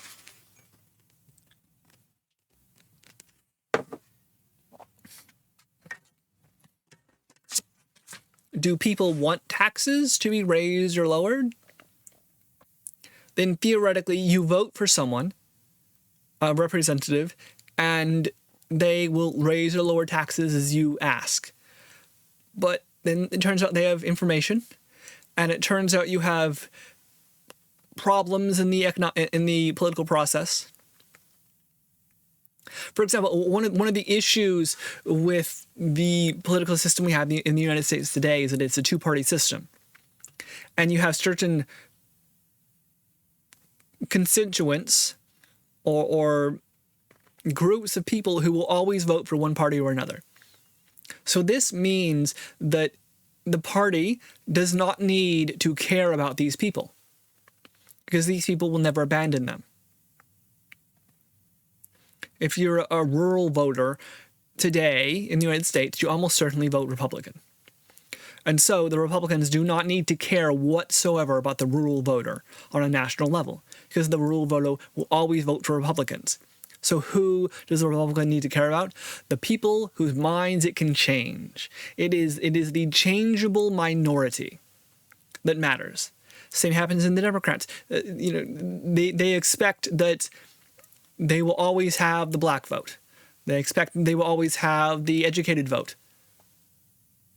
And so they end up ignoring the wishes of their black constituents and the wishes of the intellectual constituents because they don't need them. They're always going to vote for them. They have it locked in. So who do you end up pandering to? You end up pandering to fringe elements. You end up pandering to new elements or new identity, the trans and gay identities, because those are new, because people are willing to vote based on those identities, and they will vote one way or the other, or they will vote or not vote at all. Whereas if you are like a traditional intellectual educated in Berkeley, you're going to end up voting Democrat no matter what. So why should I care what you do? I'm going to care about those whose voices are loudest. I'm going to care about those people who say, I will not vote for you. Because a vote not for me is a vote against me in a two-party system.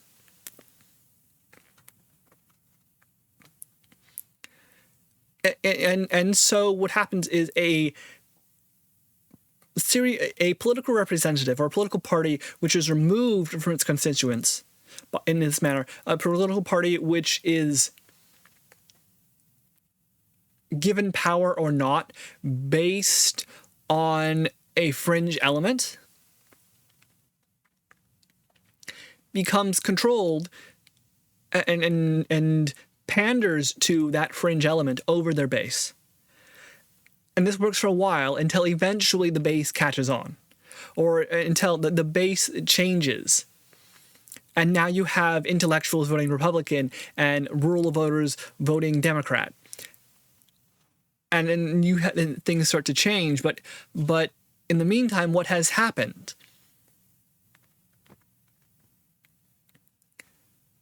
It's an interesting conundrum, right? Like there is a problem today about money in politics. And why is it that money is in politics? Because ideally speaking, money in politics should not matter at all.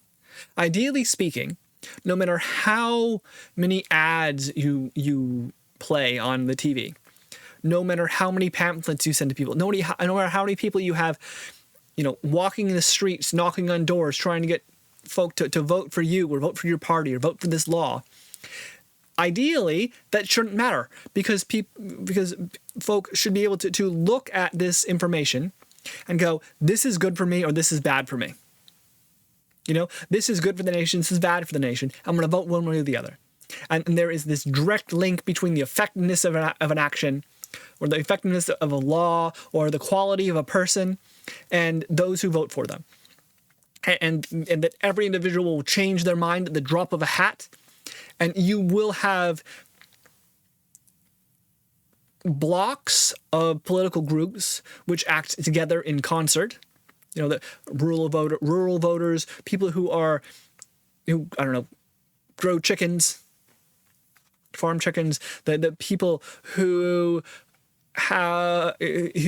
want grants to send their children to school, right? People who will act in these groups and have these ideals, and you have a complicated rainbow of political individuals who vote one way or the other instead of a party.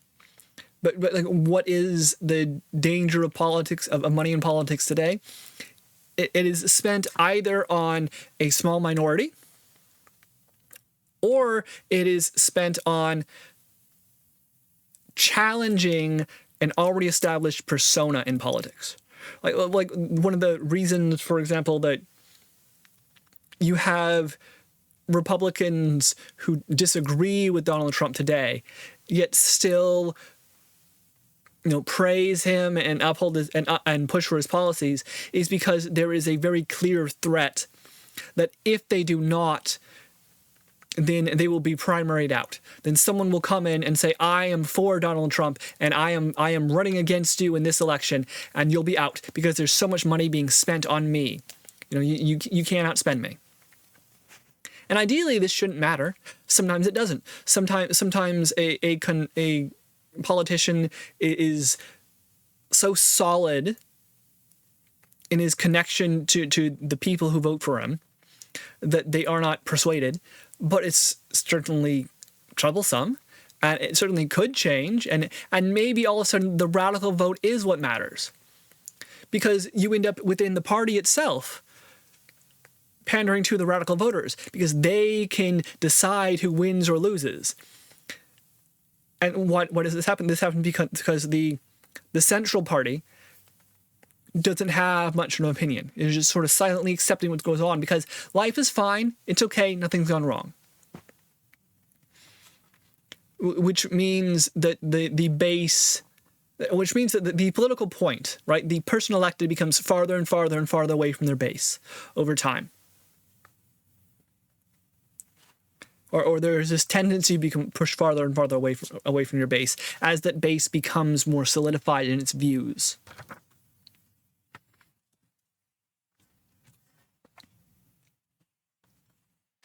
So when he says taxpayers' consent when expressed through representatives is seldom an effective an effective check on taxation, he's saying that the people in charge will begin to vote higher taxes in. or begin to vote lower taxes for certain segments of the population, which amount to the same thing, or begin to increase government debt, which amounts to raising taxes on the future, or lowering expenditures on the future for having higher expenditures now.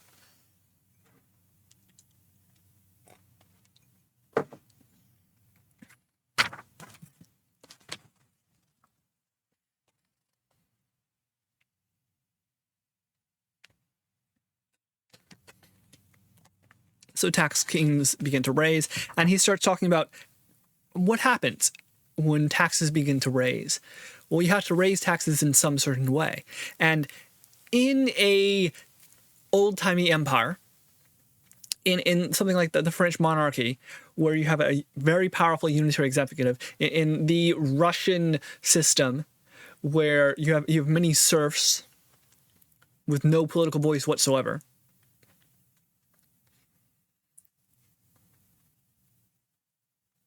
then you can raise taxes which are very offensive.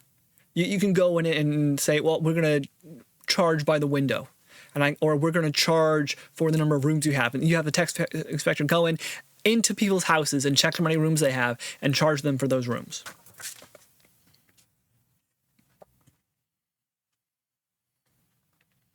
A Commons report under the new monarchy, William and Mary, called the tax a badge of slavery upon the whole people, exposing every man's house to be entered and searched for the pleasure of persons unknown to him.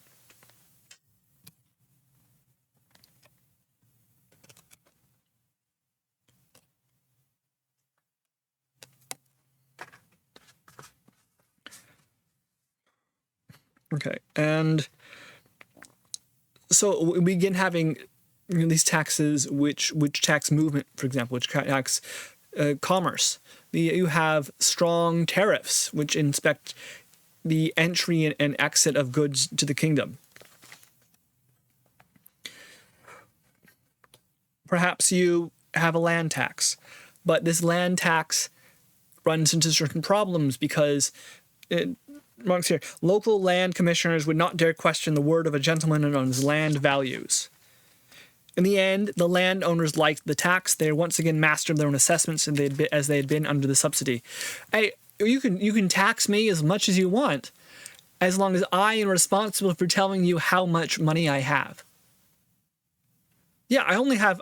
Sure, I'll pay the tax. I only made $20,000 last year. Yep. Of course, ignore the mansion and the Lamborghini behind me. And this is something the government doesn't like, right?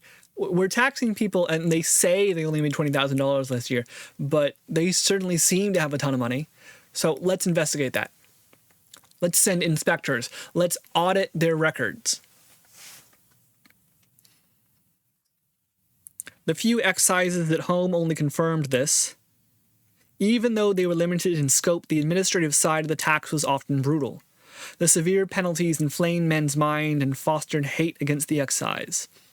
When you have government inspectors coming in to your house or always asking you questions, and they look on you as someone trying to evade taxes, when there's all this suspicion and dislike and untrust, then taxes start becoming hated and hated and hated, and you start squeezing and squeezing and squeezing.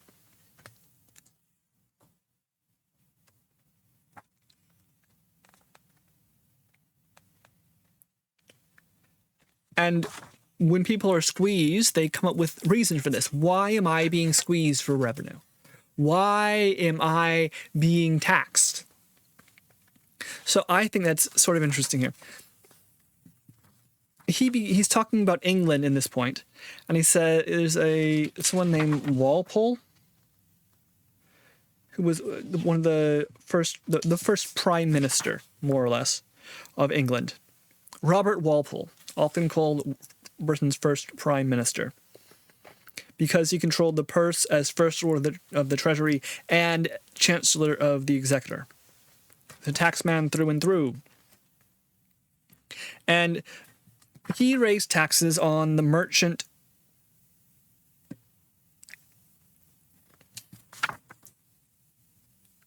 class. In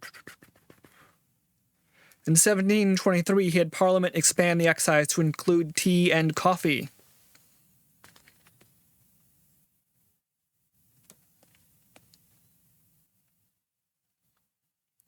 A few years later, when the government reported a surplus of revenue, the Commons took up the question of repealing some of the taxes. The debates finally settled on the excise on salt or the excise on candles. The issue was whether to repeal the excise on salt and benefit everyone, or to repeal the excise on candles and benefit the well-to-do. The poor could not afford candles. The Crown, under Walpole, wanted to repeal the tax on candles and use the old French argument of about how taxes benefited the poor by causing them to work harder. In the final vote, the salt tax was cancelled. No sooner had the salt tax been repealed than in 1732 Walpole tried to expand the excise further. He would cancel the customs on wine and tobacco and replace that tax with an excise at the same rate. In the same bill, he would reintroduce his salt tax and grant his primary supporters, the landed gentry, 1/3 reduction in land taxes. Walpole expected little difficulty in the Commons. His position was logical enough. No new taxes, just a shift in assessment to check smuggling and ensure the government of taxes justly due. We're going to change things. It's the same old taxes, just done differently, but it happens to benefit some group over another in this section. And the author has a view on this.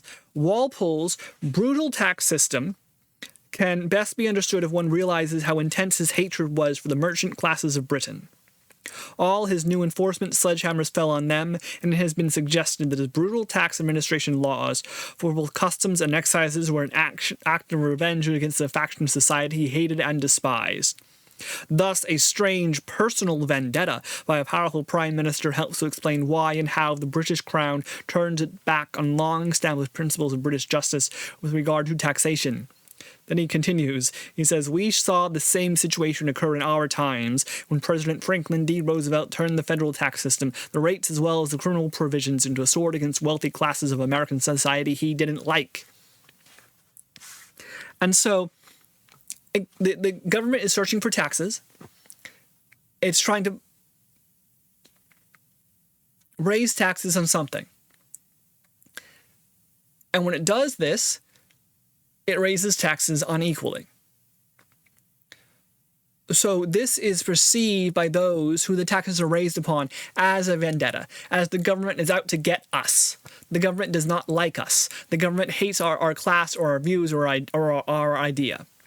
And the government, meanwhile, is saying, we got to raise taxes in order to do this. Right? We passed laws that we have to act in this way, that we have to do certain things. And we need money for that. So we need to raise taxes. Got to raise taxes on somebody. Who do you raise it on? You raise it on those people who do not have political power or who are not your supporters. Right? If you live in a system where only some certain people have political power, like only nobles have a voice in the Congress or the upper house or whatever, and they only matter, then you will not raise taxes on the nobles, who raise taxes on the peasants. But in a system where everybody has a voice, where the commons exist as a political entity, then you raise taxes against those who do not support you.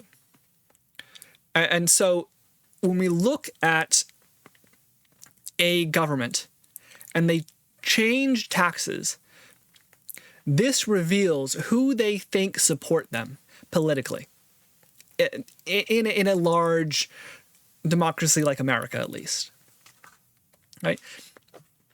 Which is different than how it was in the past. So I think this is important to realize that we're talking about how taxes work in the past, but we're beginning to enter the modern era where you have large voting population who is relatively well educated about what's going on, where you have governments which are not merely involved in war now, but begin to have welfare or begin to do inspections or begin to worry about things like air quality.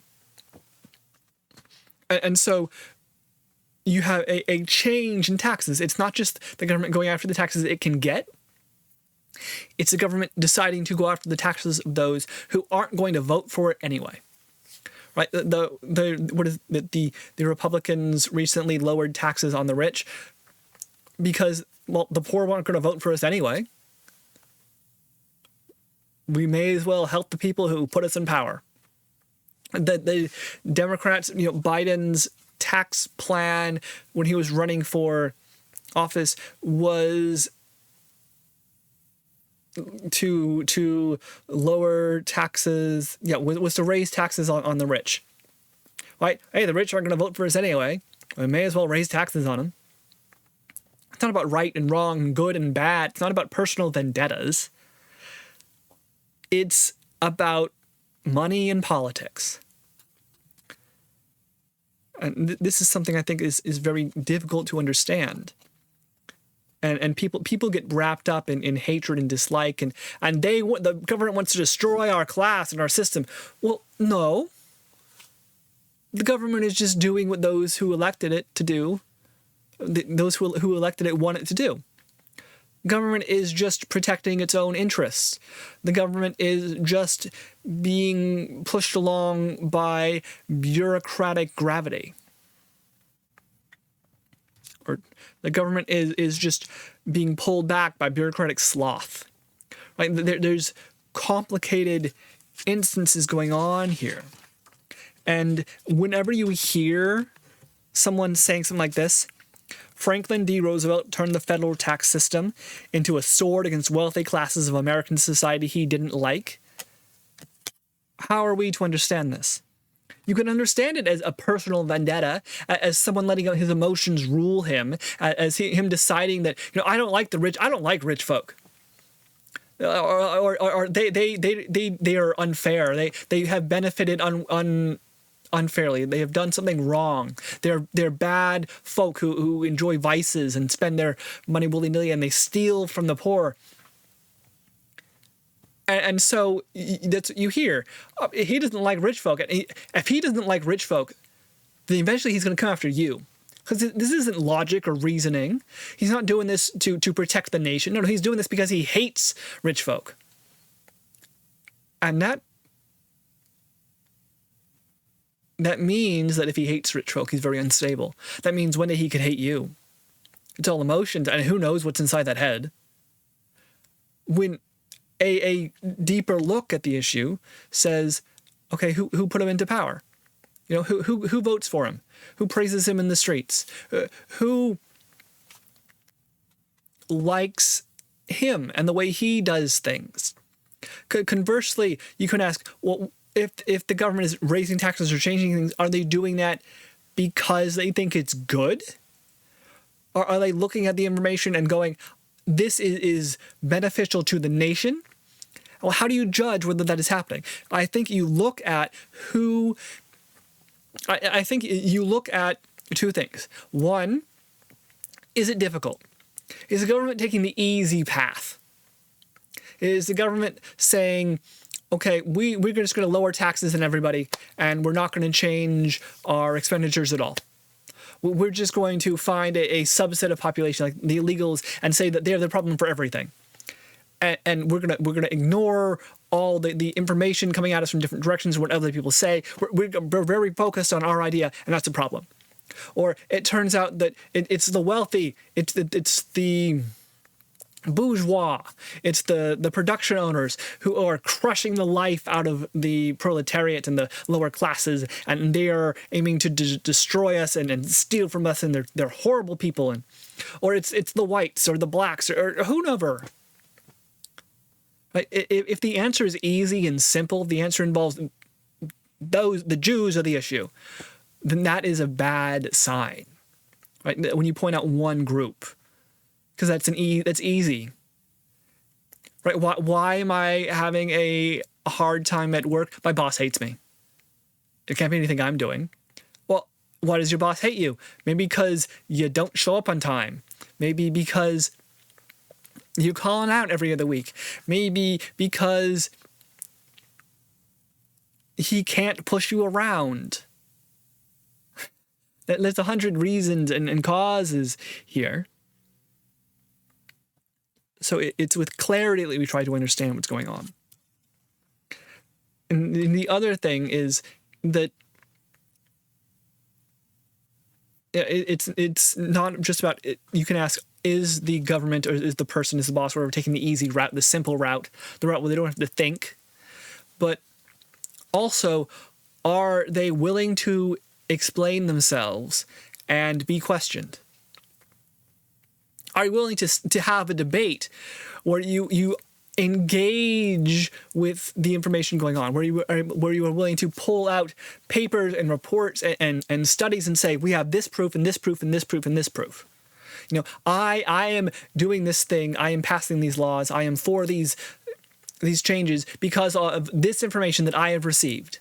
And if you have information that says that's wrong, tell it to me, show me. If you want to argue with me, then argue with me. Right? But you know, don't stand there and say, well, you know, that's a bad person, that's a hateful person. There are 1,000 reasons to act, and simply going, well, Roosevelt hated the rich people, it is not a great way to start. Right? Choosing an easy way out. It's like asking, how did Hitler come to power? Hitler came to power because the Germans hated Jews. No, Hitler came to power because he made an easy target, because he pandered to the old way of thinking, because he was doing what Europeans had done for 1,000 years, because he got to power because he abused the political system. He got to power because somebody let him out of jail at one time. It's part of a general forgiveness, which was obviously idiotic. He got to power because of the Germans' economic malaise and the weakness in the Weimar Republic, which is a result of the Treaty of Versailles. And the Treaty of Versailles is a result of World War I, which is a result of the colonial empires expanding, which is a result of, you know, the history of Europe. And you have France and Germany and a disunited Germany, and Germany finally uniting, and that goes back to like the Gauls and the Germans and the Holy Roman Empire and whatnot, and the old Roman Empire, and it goes back and back and back, and it's complicated and complicated and complicated. But the bit you see is, hey, easy answers, easy way. All you gotta do is shut up and listen to me. That's not good. That means they are both taking the easy way and aren't open to being questioned. And why would I trust someone like that?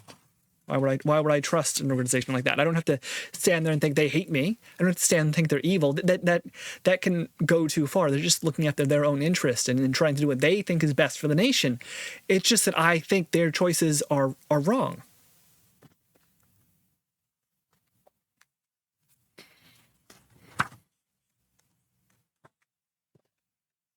Okay. In the end, the British accepted a system of many taxes that, as a whole, were reasonably fair. Landowners paid land taxes. Merchants paid customs and excises. Homeowners paid a house and window tax, but that exempted the poor. The most remarkable aspect of the system was the absence of tax immunity for the rich. The most remarkable aspect of the system of English taxes was the absence of tax immunity for the rich. The rich had to pay some taxes. English taxmakers were progressively oriented in a world that was decidedly regressive everywhere else. Parliament was moved by the principle of the greater the wealth, the greater the taxes. This philosophy of low or no taxes for workers and the poor was not the result of humanitarianism. It was based on more solid ground, economic common sense.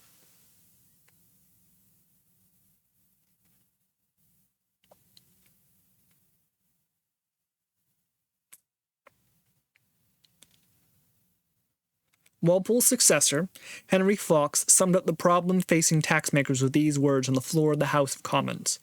All governments must have a regard not only for what the people are able to bear, but what they are willing to pay and the manner in which they are willing to pay without being provoked to a rebellion.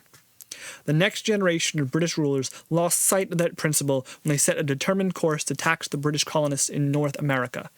So his view is government taxes, but don't tax too much, and tax with the consent of the government, and make sure that there's no section of your system which is filled with tax immunity. So this means that today we should take a very close look at religious organizations, at charities, and at folk who pay lower taxes than it seems like they should. Because tax immunity is not the only issue.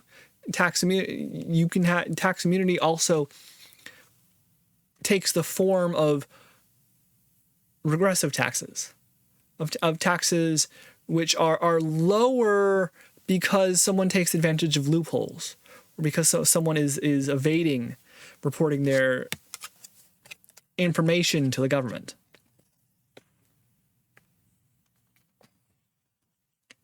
And people raising issues, people causing problems, people threatening rebellion, people, standing in front of the Capitol building raising signs, people electing those who are promising a change in taxation is a sign that something needs to change. The sign that something needs to change because the people are starting to want things to change. Why are they wanting things to change? Because they don't trust the government, because they don't understand how taxes are being used, or they don't feel that taxes are being used well, because there is a breakdown of miscommunication, because people don't understand what's happening, either through ignorance or because they're being lied to, or because there's an ineffective communication.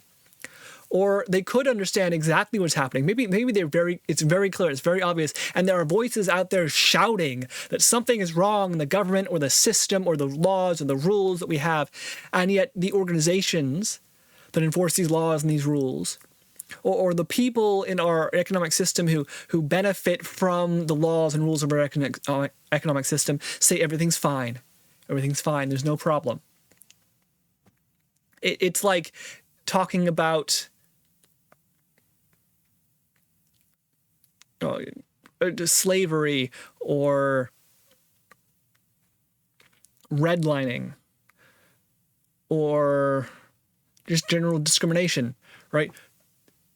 Hey, I live in the north part of Chicago. It's mostly white, not a whole lot of crime. I don't see why we have to change anything. Why do we have to spend more money on police? That we don't need them. And it turns out South Chicago is darker and more crime-ridden, and says we need more police. We need to deal with racial problems. And you have a subset of population who says we need to change things. There's a problem, and look at this. And here's issues and issues and issues. Meanwhile, the complacency on the other side. Everything's fine. I don't see what's wrong.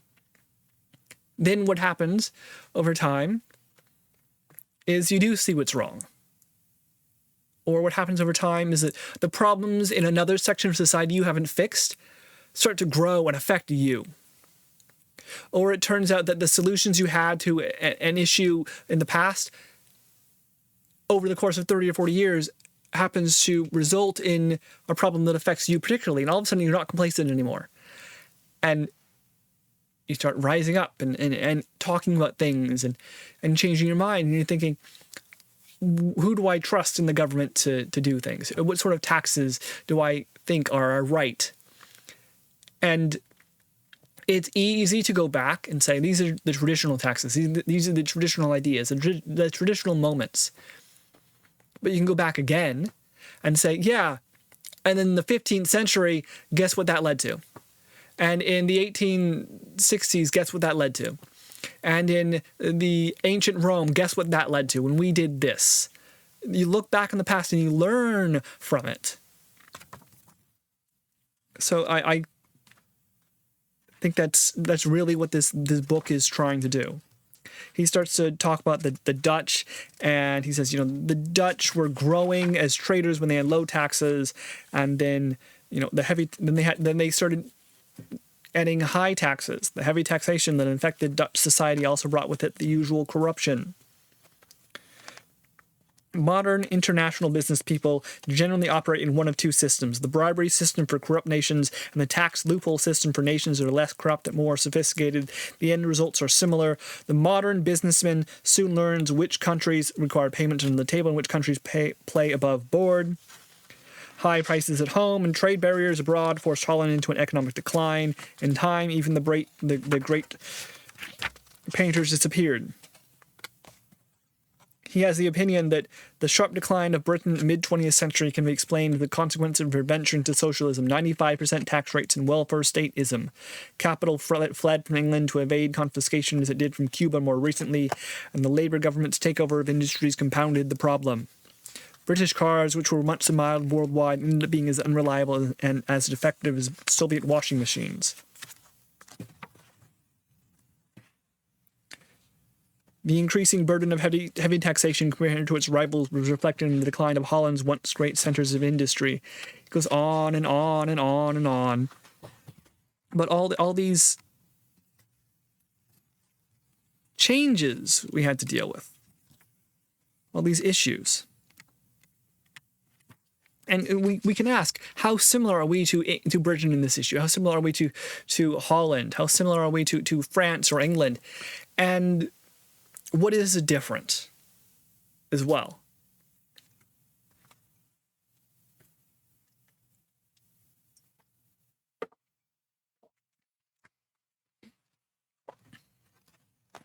Right, so go on about the government. And he's talking about the Enlightenment, the issues of tax which grew out of Enlightenment. And he says, here is the priceless legacy the men of the Enlightenment pass on to us. 1. Government is at best a necessary evil. He says, in 1792, the men in England, though there are two distinct classes of men in England in 1792: those who pay taxes and those who receive and live upon taxes. Right?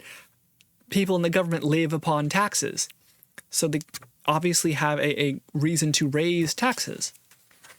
You do not want a government to live upon taxes. Government, because taxes are injurious to the nation. So how do you deal with a government that lives on taxation? You make that government spend the taxes on the nation. You make sure that government doesn't, if the government is building ships, it builds ships in your country. If the government has contracts, it has those contracts in your country. If the government is giving aid, it gives aid in your country, is the idea he's trying to push here.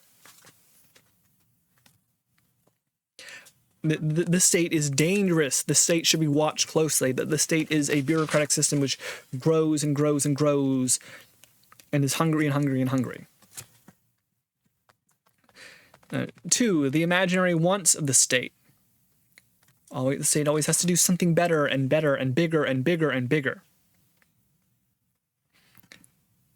And so the state needs to be not only representative of the people, but held accountable by the people. There needs to be a mechanism for holding the state accountable. And at least I'd say in the United States, this mechanism is very unclear. Or does not work very well. And it takes a long time to happen. Sure, a president or a party can get out of power, but the general sense is that doesn't change much. To me, the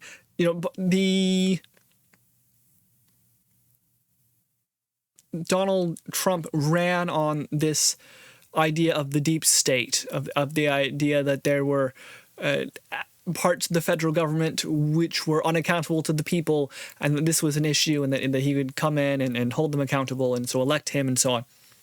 And why was he even able to do that? Why is that even a cause that you can rally around? It's because of people not trusting the government. Why don't people trust the government? Partially, it's the imaginary one to the state. They hear the government says we want more and more and more and more. We need more money to do this and this and this, and we mess up, but that mess up is done by an individual in a bureaucratic organization, and the bureaucratic organization protects itself, and people don't want to admit they do anything wrong, and you have the folk in power being supported by radical elements because we don't have a third party or a fourth party or a multi-party system, which means we tend to be stuck in this gigantic umbrella of one or two parties ruling, which means change is often slow and troublesome. It's difficult to rally people around a certain idea. You tend to have this stalemate in Congress today because our political system is not dynamic enough.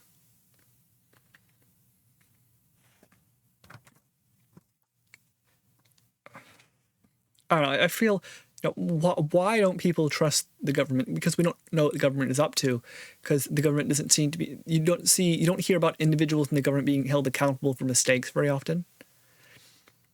As well, you've been lied to, or you feel you've been lied to so often. You have wars in Afghanistan and Iraq for 20 years, which I feel zapped the will of the United States. At least it's like we're interfering in the world again. We're doing this and this and this and spending all this money. And do we have to? Do we need to? How do you defend wars in the Middle East? How do you defend supporting Israel? Well, you say if we didn't support Israel, then the Middle East would have all these problems. If we didn't keep Iran from having a nuclear weapon, then Iran would have a nuclear weapon, and then they would use it. If we don't stop China from expanding, then China will expand and cause all these problems. If we don't stop the illegals now, then they will overthrow the United States. If we don't stop the drug runners now, then they will infect our streets. Or maybe they do infect our streets already. Look at the issue, and all of a sudden it's a problem, or it's a problem talked about, and we got to fix it now. And it's all this worry. Right? Where's the clarity? Originally, you felt like it was due to the news organizations. You could trust, I don't know, Walter Cronkite or something to tell you what's up and what's really going on, and that the muckrakers in the New York Times were trustworthy and had done their research. That when a judge did something wrong, he was going to be held accountable. And now we don't feel that quite as often. Now we tend to be stuck in our bubbles, and we hear about this story or that story, and it's always negative or it's always positive. And everything seems under threat, right? That's the new news. Look how bad things are. Look how terrible things are. Look what happens if we don't stop this. Look who's threatening us. And it seems less and less we hear, things are fine, things are fine, things are fine. So we're entering an era of political movement again, political change, which is not driven by the government itself, but is driven upon the government. So I think this is good for the health of the nation. And problems that the nation faces on a national level are not the problems. They are the symptoms. Hitler in Germany was not the problem of Germany. He was the symptom of Germany's problem. It was a symptom of Germany's issue. The fact that he was able to rise to power, the fact that Mussolini was able to rise to power, or Franco was able to rise to power, or the French Revolution was able to happen, or the American Revolution was able to happen, indicates that something is wrong. And what are we to do about that? Okay, so he goes on, he says governments should stay out of business. The best modern example of the folly of government, bureaucrats, business management is found in the socialist and communist states. Even the capitalist states that venture into government ownership of businesses have been burned. So, the government is a good person, isn't a good group for deciding who wins and who loses. Because who are you going to pick as winners or losers? You're going to pick the people who support you economically, who support you politically. You're going to pick the people who you can benefit from, right? You're going to pick the companies in the stock market to support because you can make a bunch of money off of them. You're going to pick, either the oil companies because they tend to give much money to your campaign. You're going to pick the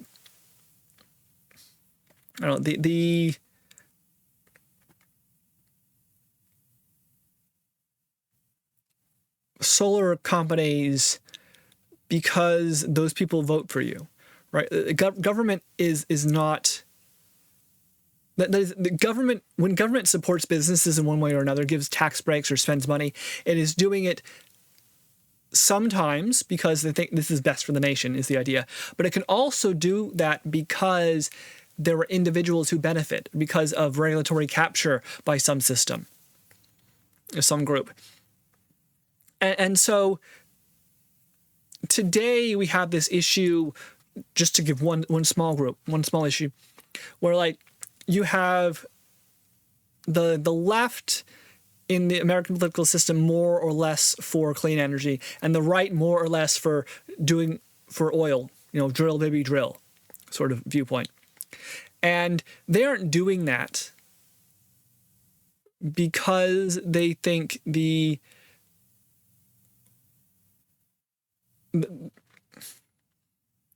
have to ask who's making money from this, right? Is somebody making money from this? Is somebody giving political boost? Why is the government interfering in the business of the people?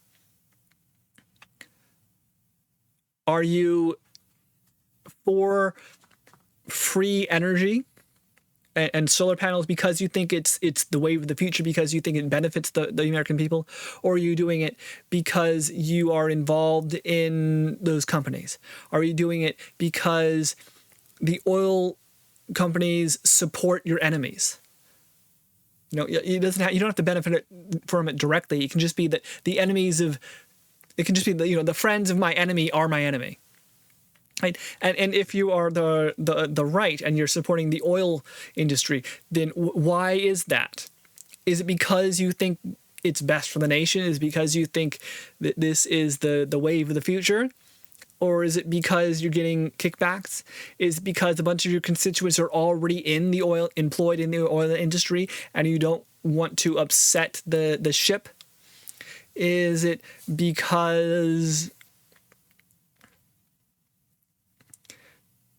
the people who support clean energy are on the side of your opponents and they wouldn't vote for you anyway? So you may as well, cut their tax breaks and give the tax breaks to your own folk.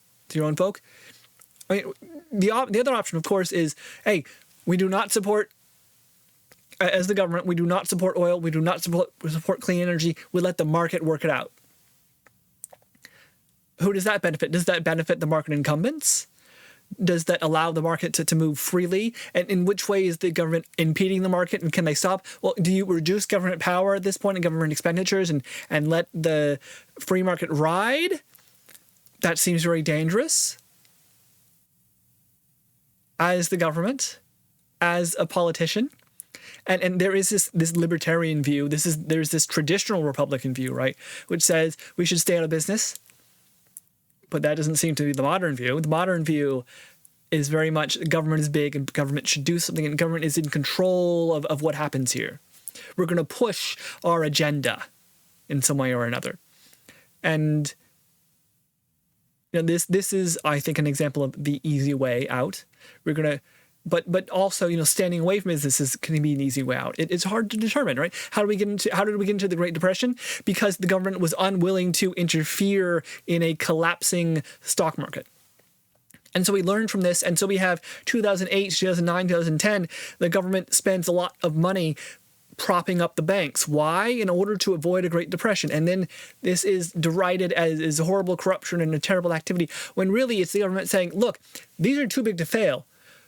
We do not want to enter a Great Depression. We entered into a recession, and that was bad enough. But perhaps there's more to it than that, right? Did someone benefit as an individual from this issue? Do you have a lot of rich friends who worked in banks who were very happy to receive government aid? How bad would it have been if this bank collapsed? Would something have arisen in its place? How do you determine what's going on? It's the same question again and again and again. How do we know that government is doing its job well? The answer of this author is we don't know that. Or the answer is like government tends to do bad. Therefore, government should stay out of it. All government does is make things worse. And this is definitely an open question. There are times I would argue government makes things better. Just we have to find what those are, and we have to make sure that they don't overblow.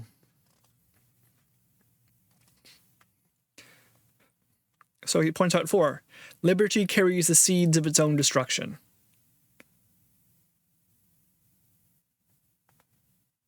You can always vote for Hitler.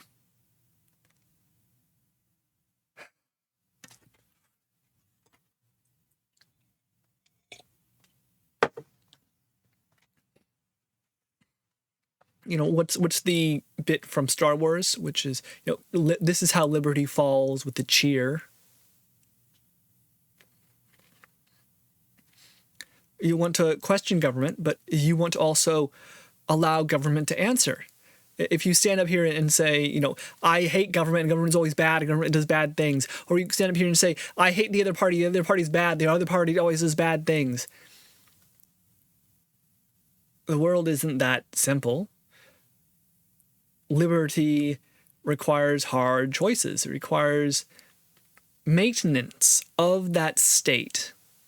It requires asking questions. It requires pushing back against bureaucracy and pushing back against radical movements and making sure that the base is rocked and tested sometimes. It means keeping your ears to the ground and yet not being overwhelmed by the panic of the moment. It means if you grant the right to heavy taxes for the government to do, then you need to match that with a clear eye on government expenditures.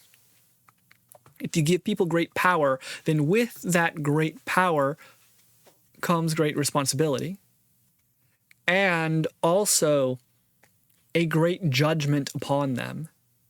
There's a reason, for example, that public companies have to report their income publicly. There's a reason that the members of government who we vote in, Congress people and so on, have to notify the world when they make trades of a certain amount. There's a reason why presidents should release tax reports, because we need to know what is going on. And if you want this great power to do things, then as the people, we need to know more about you. And oftentimes, not just as a person, not just in who you are as an individual, what are your morals, but specifically, what are your financial incentives? How do you act with money? What sort of money do you have? Are you making deals with people? Are you benefiting as a private person from public office? Why is it bad? It's bad because of corruption. And we may trust a person but you trust and verify, especially when it comes to the powers certain people are granted. And the wonder, the worry about the deep state, I think, comes from the idea that, hey, how do I know about how the director's working? How do I know how these public officials are doing? And an organization, bureaucracy, has this tendency to keep itself safe. The police force would like to conduct its own internal investigations. Thank you very much. Civilians don't understand what's going on here. Or the office, I don't know, the engineering office of the state would like to have its inspectors audited by its own system. We have a system for kicking out bad inspectors. It's like the judge system. We have the justice system has a method for removing bad judges from office. Well, that may be well and good, but I want to know what that is. I want to know what's happening. I want to be not necessarily involved, but informed. Or at least know that there are people out there who are able to access this information and are able to keep an eye on it. I want journalists to be more involved in every aspect of the government. I want more public servants of a certain level to publicly release their finances. I want Congress and Senate people and presidents to be very forthcoming about how they make their money and what monies they have and what things they owe. I want, the greater power you have, the more open you need to be in public office. And it doesn't matter whether you're elected or not. It's about the amount of power you have and whether the power is injurious or potentially injurious. And this doesn't mean that the individual citizen we need to know about them. It means those who have more strength and more power are also the more dangerous. And this is something I think which is often unclear by these people, at least. The book here, right? He has this view that direct taxes are the badge of slavery and indirect taxes are the badge of liberty. Tax evasion is not a criminal act, he says. That may be true for the average person. If I get paid under the table my minimum wage, it's not a huge problem for the nation. If some inspector takes a bribe, that can be a problem. If some president's son gets an extremely lucrative contract with a foreign nation, that's going to be a possible issue. Right? And I want to know about these things. If an organization like the police is filled with bad apples, then I want outside viewpoints to be able to look into this system and understand what's going on and tell me if there's bad apples. I don't want obfuscation. I don't want hiding. Because the power to stop people and find people and shoot guns and enforce laws is very dangerous. Whereas the local farmers market, what regulations on them and knowing about them, I don't need to know that much. It's not on the individuals that I think that information is needed so heavily. I think that this book has a good point when it says tax evasion is not a criminal act, in that we shouldn't put people in jail for minor tax evasion, but major tax evasion. When you are a company making billions of dollars a year and avoiding taxes through clever means, when you are lobbying Congress members or Senate members in the state or the federal level for special protections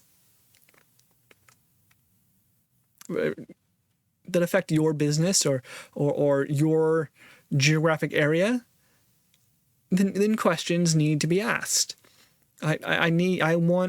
Liberty does carry the seeds of its own destruction, because if we say you are a private citizen, we don't need to know that.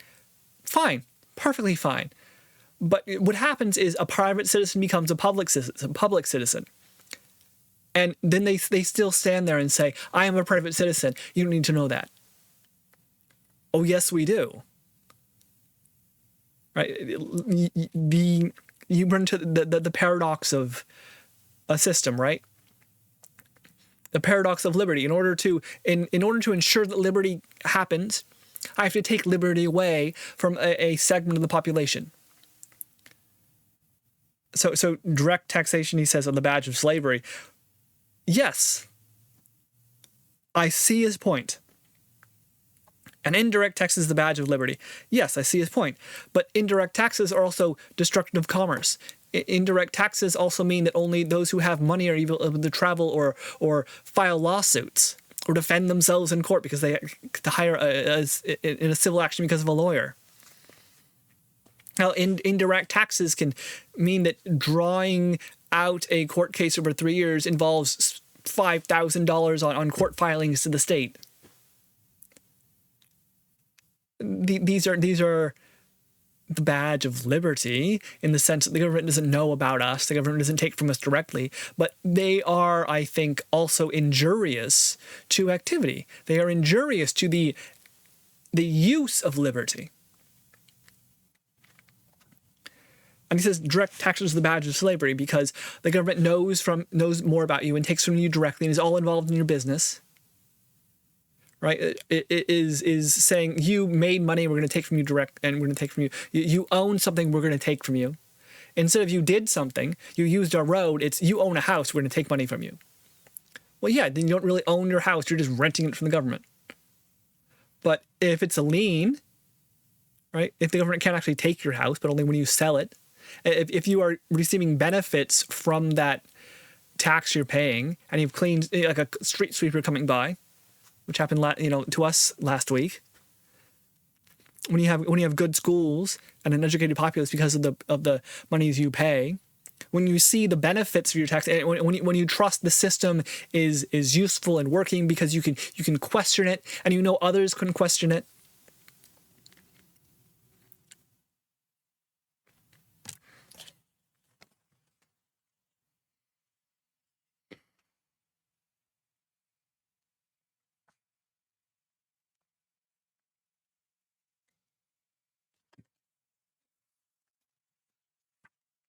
It says liberty's most dangerous foe. Number 7, arbitrary taxation. Taxation is a strong power. And if you're going to tax, then you need to have a reason for that tax, and you need to explain why that tax is in place. You need to get the consent of the governed, and you have to apply that tax in an effective manner. You have to show that the tax is being spent in a good manner. Instead of hiding, instead of having secret deals, instead of internal organizations and investigations and decisions being made, instead of automatically going to the lowest bidder, open up the system, allow information to flow, allow trust to rise. And this is dangerous, right? Because you can make mistakes, because you can mess up, because you can be inefficient, because there's always going to be somebody, always, no matter what you do, there's going to be somebody who criticizes you and says you did it wrong. And you can stand up here and defend yourself and give all these answers and bring out experts and testimony and proof, and somebody somewhere is going to say you are lying, you are wrong, or you don't understand what this is, or you misinterpreted the information, or I have a better idea. And the willingness to enter that dialogue is a stress. It's a trouble. If I was, instead of talking to a camera, I was talking about it is with an actual person face to face, I would probably be more hesitant about putting some of these ideas out there. If I release this and I start seeing comments, then I have to struggle for myself about being more careful regarding my speech and my theories and my histories, right? I've been referencing historical events. I'm not entirely clear on the time periods. I've been talking about taxation, and I've not really studied taxation. I've just read a book. I've been, I talked about racism, and I'm sure I said some racist things in there without even knowing it.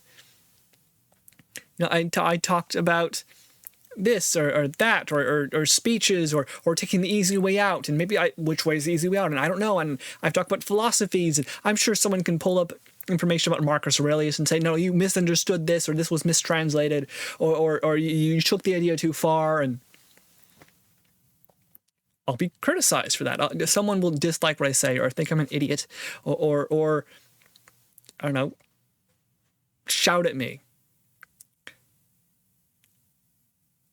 And of course, if you're an organization, then this can be a problem as well. I'm spending so much time just defending myself. I'm spending so much time just proving that this is the good idea. I mean, what does that mean? You go into a meeting, and there's that one person in the meeting who just insists on more information, who just insists you've got it wrong, who just insists that you don't understand what you're talking about. And you may stand up there and go, I know what's going on, and here's the proof, and here's the proof. And they are part of an organization, or they are part of the bureaucracy that does not benefit from this, whose power you're seeking to take away. If you're giving a report and you're saying the finance department screwed up here, the engineering department screwed up here, the Joe's department screwed up here. Well, Joe's going to say, I didn't screw up, I didn't make a problem. Why? Because Joe feels threatened, because Joe feels attacked. And and that happens to me too. I'm going to feel threatened. I'm going to feel attacked. I'm going to have to go, oh my God, I'm spending so much time defending myself. But eventually you just act. You say, these are my actions, and if you want to remove me from power, go ahead. I've defended myself. I will devote 5% of the resources to opening up the system and ensuring that reports are clear. But we can only be so clear. We can only tell you so much information, because studying ourselves ends up meaning that all we do is study ourselves. Right? There has to be a balance here, a match, and that's very hard to find, and it's always going to be in flux, back and forth. More information, less information. A new idea arises, and people say this is wrong and this is wrong, and then that idea fades, and maybe it was important, maybe it wasn't. I've been talking about, I've heard this story of housing problems or of rising debt for my entire life, for 30 years,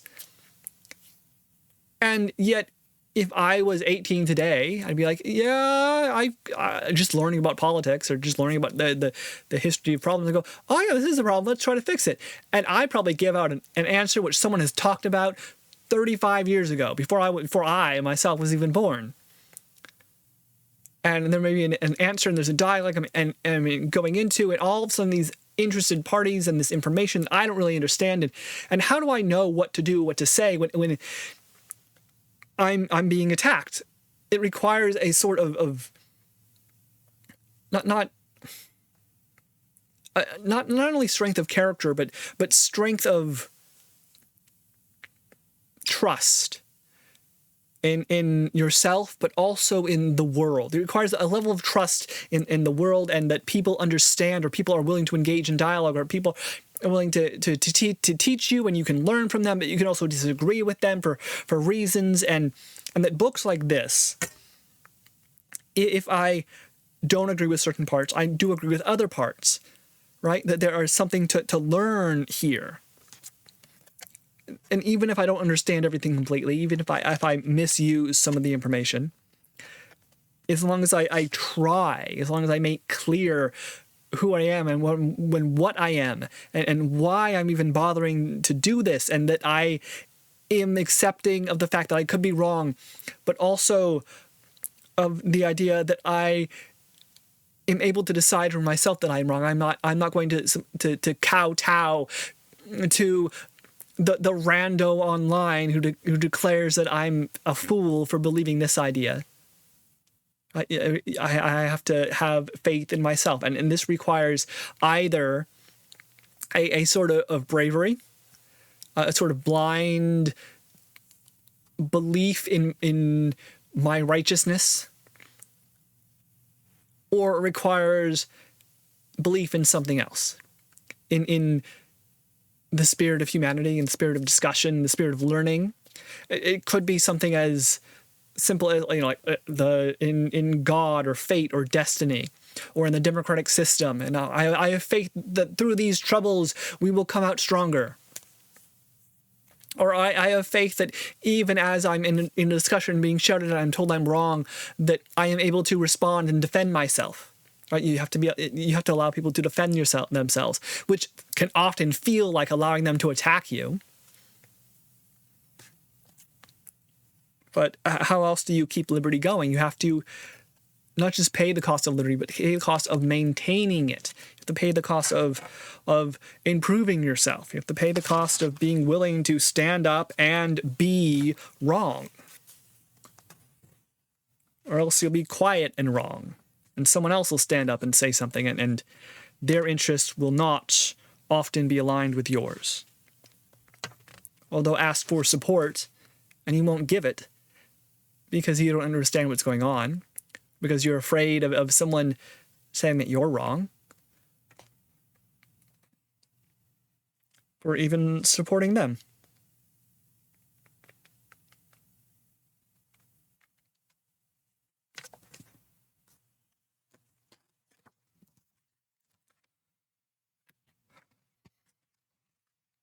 Okay.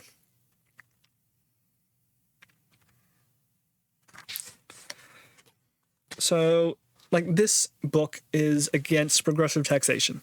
Apologists for a system of progressive taxation argue that our guiding principle is the ability to pay rather than the apportionment or equality in taxation, but ability to pay is no principle at all. Unlike proportionality, progression provides no principle which tells us what the relative burden of different persons ought to be. The argument based on the presumed justice of progression provides no limitation, as often has been admitted by its supporters, before all incomes above a certain figure are confiscated and those below left untaxed. And yes, progressive taxation, when applied to its logical maximum, says that certain incomes are not allowed, that certain riches are not allowed in the system. And this is anti-liberty, right? This is against the individual. This is saying that someone with a certain amount of power needs to be limited, that you can only have a certain percentage of the wealth of the nation. That's what progressive taxation does.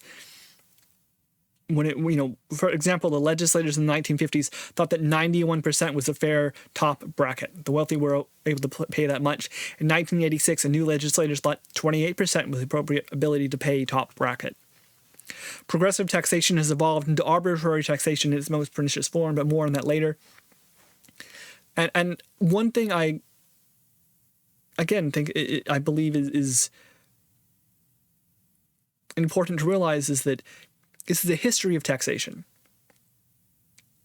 And the good taxes that he points out, that which have historical events and histories, took place in a world that is very different from ours. So, good Dutch taxes and good British taxes and good French taxes, what effect do they have? How do they relate to us? How does that work in a democracy? How does that work in a system? And why did they fall apart? Why did they why did the Dutch slowly raise taxes? Why did the English slowly shift to an income tax? Why did America slowly shift to an income tax? Simply saying that it's wrong and bad and we should go back doesn't put the genie in the bottle. Doesn't tell us what happened and why. It simply says that was bad and it resulted in a bad thing. So let's go back to this other thing, which also resulted in a bad thing. No, I guess this comes with the view that the Constitution is a living document. The tax system is a living, changing document. It needs to be moderated to our times and to our reasons and to our problems and to what we see as the issues of the time and the day.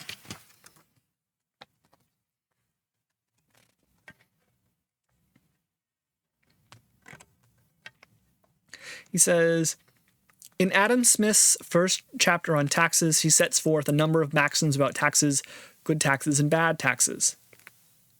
He was not so much concerned in matters of liberty as he was interested in taxes that were smart and that worked well for all concerned. I don't know why I can't speak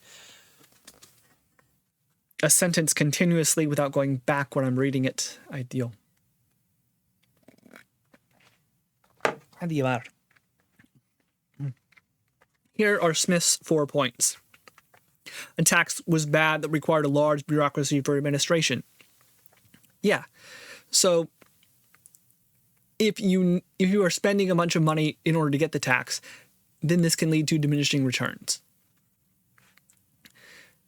An ideal tax is one that requires a few number of people to collect it. And today this is much, much easier because of our electronic system. So as wages become electronic, they become easier to tax because computers can do things automatically, as opposed to monies which must be collected.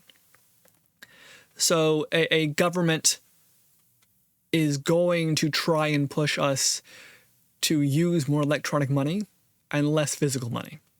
One of the reasons we have the $100 bill in the United States as the largest bill is because it becomes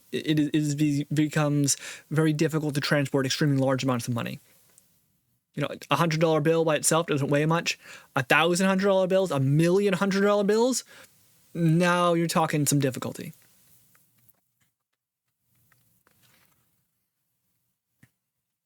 But we can ask, how many people do you need to collect this tax? And if you need an inordinate number of people to do it, this may be a problem. For example, a tariff. How many people do you need to collect the tax on a tariff? If the folk reporting the tariffs, if the folk importing the goods report, honestly, not too many. But in order to enforce tariffs, you need to investigate. You need to inspect a certain number of ships. You need to ensure that there is not tax evasion going on. Or, according to him, the author at least, you set taxes so low that it's not worth the trouble of trying to evade the tariff officers. If the tariff is 0.05%, then why even invade the cost? Just pay it instead of trying to smuggle through goods. The only goods smuggled through are illegal goods then.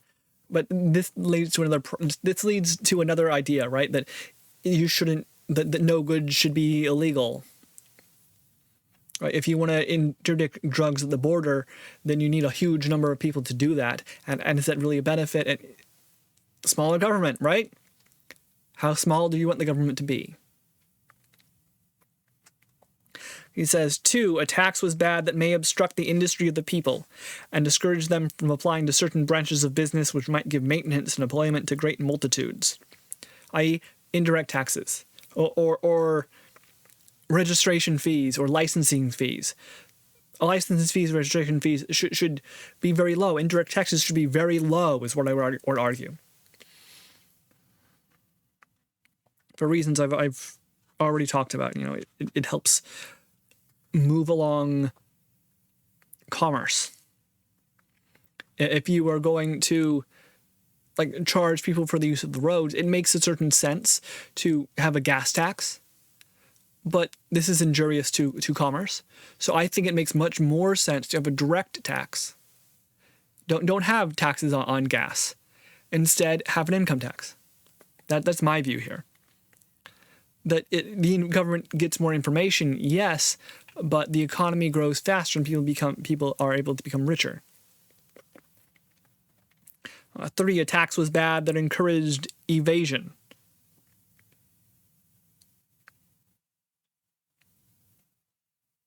If it's easy to evade paying taxes, if you have a tax on gold, for example, and people can hide that in places, very small places, then this encourages evasion. But a tax on housing is not one that encourages evasion, because somebody lives in that house, somebody uses that house, somebody owns that house. Unless, of course, you're taxing by a means which can be avoided. You allow for tax loopholes. And, tax loopholes are a bad idea. or tax loopholes are a bad idea because those who take advantage of them have money to do so. Those who take advantage of them are those in the know. You want taxes to be simple, to be hard to evade, to be based on transactions or property which are obvious and public. If I have a garage sale and I make money from that garage sale, I am not reporting that to the government. Why? Because last time I did a garage sale, I made $85. And why am I not reporting that to the government? Because the government isn't inspecting me. You're not going to have the IRS come by and say, so you made how much money from that garage sale? $85? How many garage sales? There's a garage sale in my neighborhood every weekend. How many taxmen would you need to tax garage sale income? How effective could it possibly be? You mean $85 from a garage sale? Well, that means you owe the government $2. Well, it costs the government $45 to send the taxman out here to ask me the question. Now, if I am running a national scheme, if I have a garage sale where I'm selling gold jewelry for tens of thousands of dollars, then the government has an interest. Government says, hey, we're going to understand what's going on here, but I have to take that money, I have to put it somewhere. Well, I have to either have cash, and I have to spend that cash, and that's troublesome, or I take that cash and I put it into an electronic system, and all of a sudden the government knows how much money I made. Right? The $85 I make from the garage sale, go and buy some gas on it. So I pay that tax on use from the gas. So maybe this is a way in which you can capture economic spending. Instead of a direct tax, you have an indirect tax, because it doesn't matter. I make $85 through a garage sale, but if I use the roads, if I use the toll gate to use on the little Golden Gate Bridge in San Francisco, I still got to pay my $10 to use it. It doesn't matter where I got the $10 from. Government gets their cut of income. If I buy gas for a car, hey, the government gets their $1.80 or whatever of income. And they don't have to know what I did. They don't have to know the money I took. They don't have to send a taxman out to every garage sale in the entire nation. They just collect it when I buy something. Collect it when I sell a house. So what we have here is two opposite ideas, two opposite effects. A tax is bad that may obstruct the industry of the people, which means indirect taxes are bad. A tax was bad that encouraged evasion. Therefore, direct taxes are bad. Right? It's easy to evade direct taxes. I once lived in a converted apartment. It was converted from a warehouse, and we paid the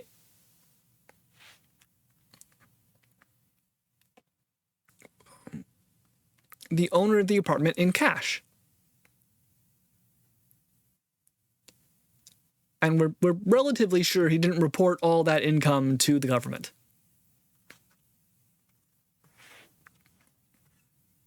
Why?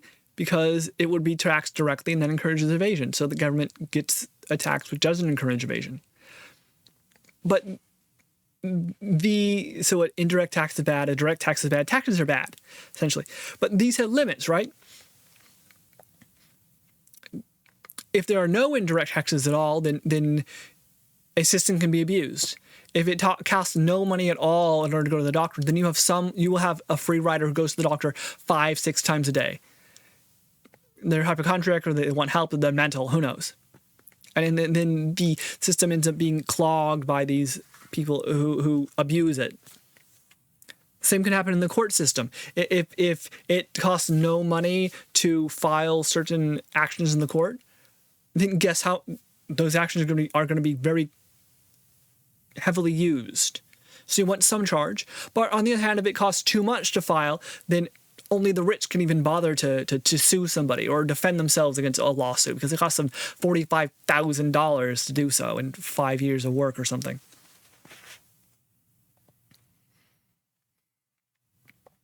A tax is bad that puts people through odious examinations of the tax gatherers. So that's why you have people in the United States reporting doing tax forms, right? Because one of the bits that I've heard about is, hey, the government already knows how much tax I'm supposed to pay. Why am I doing this? Why am I filling out these forms? Because if I fill them out wrong, government comes back to me and says, you didn't pay your taxes. You evaded taxes in some way. Here's a fine.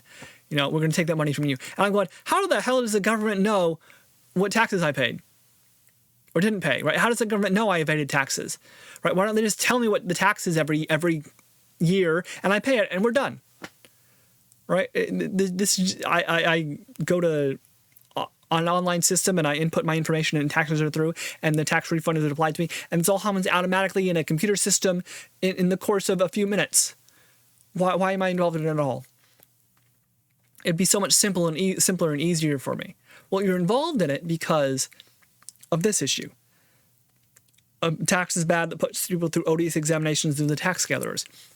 If I fill out tax forms, I tell the government I made this much money, but I also tell the government these are my deductions. I have kids. I have these kids. I spent this money on my business.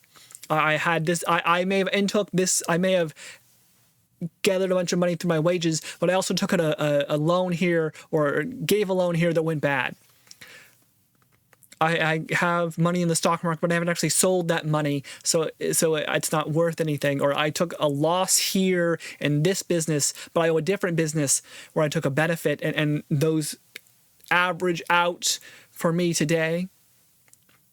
So I neither made a loss or a benefit, or I made a loss or I made a benefit, but it's smaller than it looks like if you just look at this bit, because I have this bit, and the government doesn't have to really know all that much about me. Doesn't have to. It costs the government a lot of money to do an audit. If the IRS knocks on your door and says, we're gonna audit you for your taxes today, they are spending resources to do so. And the idea is that they get more resources back. The idea is that by having the threat of the IRS, people are likely to be honest. So it's an attempt to find a middle ground between we want to know about what taxes people have and ought to pay us, and we don't want to spend all our time and energy squeezing the rock or squeezing the grape, trying to get a little bit of extra money out of it. What's the answer? You have people self-report. I made this much money. I am willing to pay this many taxes. And you have the threat of an investigation, but you don't actually investigate that many people, is the idea here.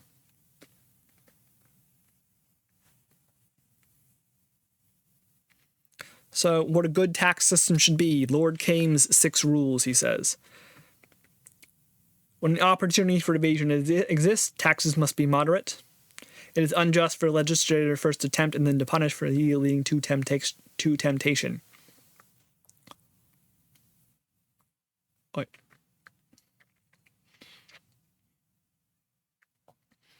If they can evade your taxes, make taxes low, so it's not worth the trouble of evading.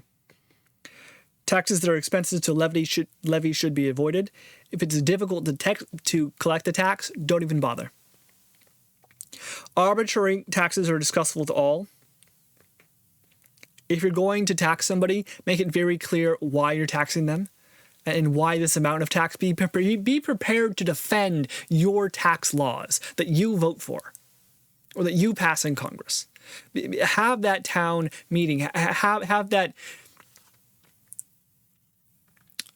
online stream where you explain what's going on. Have that radio talk with a tax expert who asked you questions about this.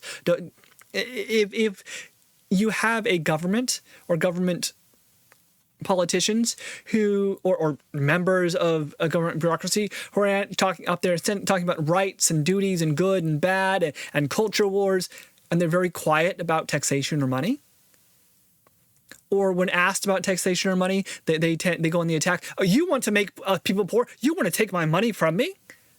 If they aren't willing to engage in discussion, then that is a sign that something is wrong. That is a sign that the taxes they are for or against are very arbitrary, because they are not confident in defending their own taxes, because they aren't confident in being willing to take the chance of learning and being wrong, right? They don't believe their own selves. They're trying to hide something. Why do we know they're trying to hide something? Because they're very powerful people passing laws which affect millions, and yet they're very protective of their own privacy. No, you are a public official. You have very, very, very little privacy. It's my view, at least. You know, if I'm just some random person on YouTube, right? You don't need to know that much about me. You don't need to know where I live, you know, my economic situation. All you kind of need to know is I'm not being a glove for somebody else. I'm not being paid to do this, right? That's about it. I'm just some random person talking about things. But if I am an elected official, if I'm a mayor, or if I'm like the head of the FBI, or if I'm a president, then all of a sudden I feel that there is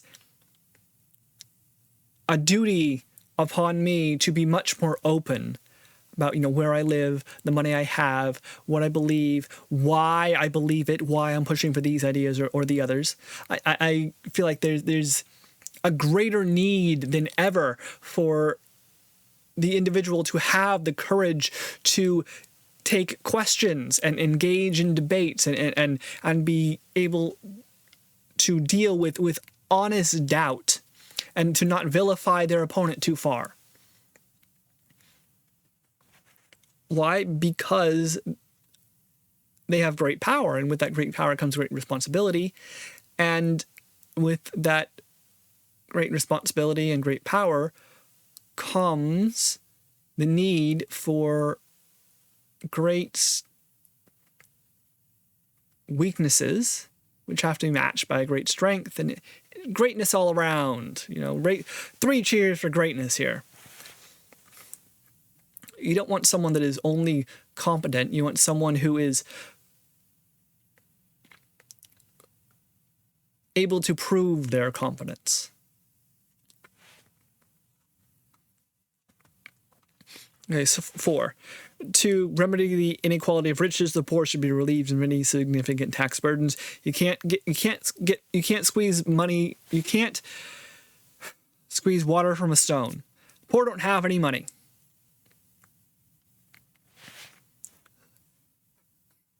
And this goes back to other issues like indirect and direct taxation. Obviously, it's not worth it to directly tax the poor, right? You're looking at their bank accounts. They don't have a bank account. You're sending the IRS to their house. What are you going to do? Take the broken down table? Take the 4-year-old, what is that? Take the 10-year-old laptop? Right? How worthwhile is it to investigate that Mr. Poor made $85 at a garage sale? And conversely, you have to be very careful about indirect taxation. You know, taxes on, let's say, gas manage to capture a lot of money from poor folk because they have cars and they drive. Because they may be poor, but in order to survive in the economy, in order to have a job, you need reliable transportation, which means a car these days. So it's not worth looking at their bank accounts, you know, taking from someone who's on minimum wage or less than minimum wage. But you can surely get your cut by taxing gas. But this is injurious to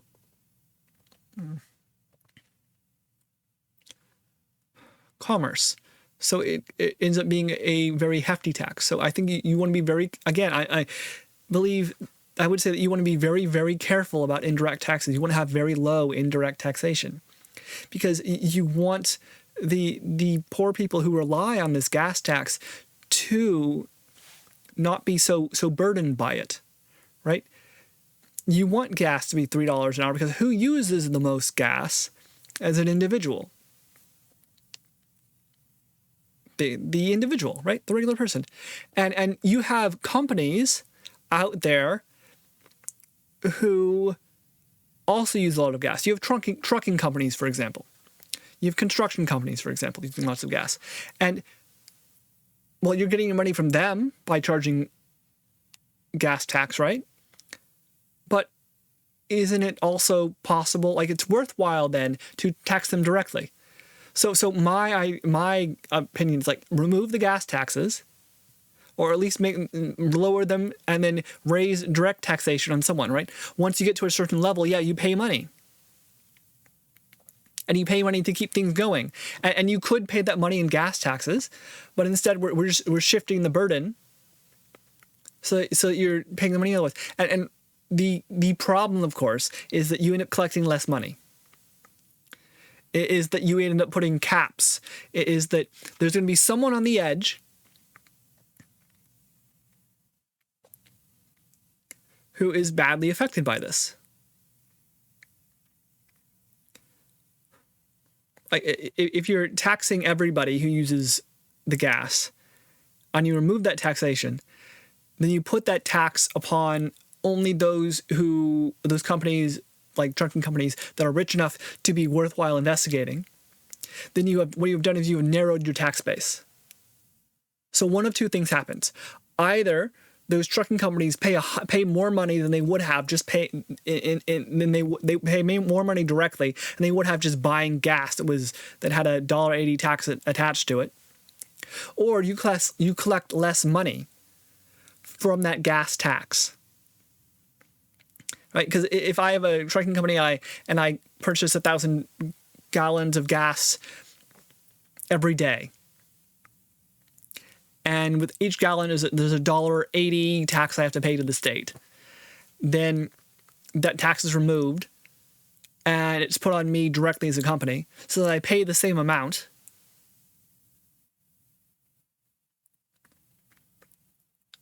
And that means that all those poor folk who paid that $1.80 now don't pay it at all, and the state's income from the taxes shrunk, and you have to do more with less, and that ends up being a problem.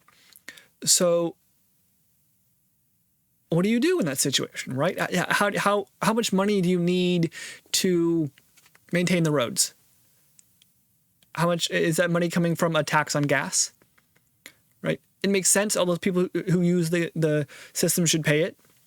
It works as a broad tax.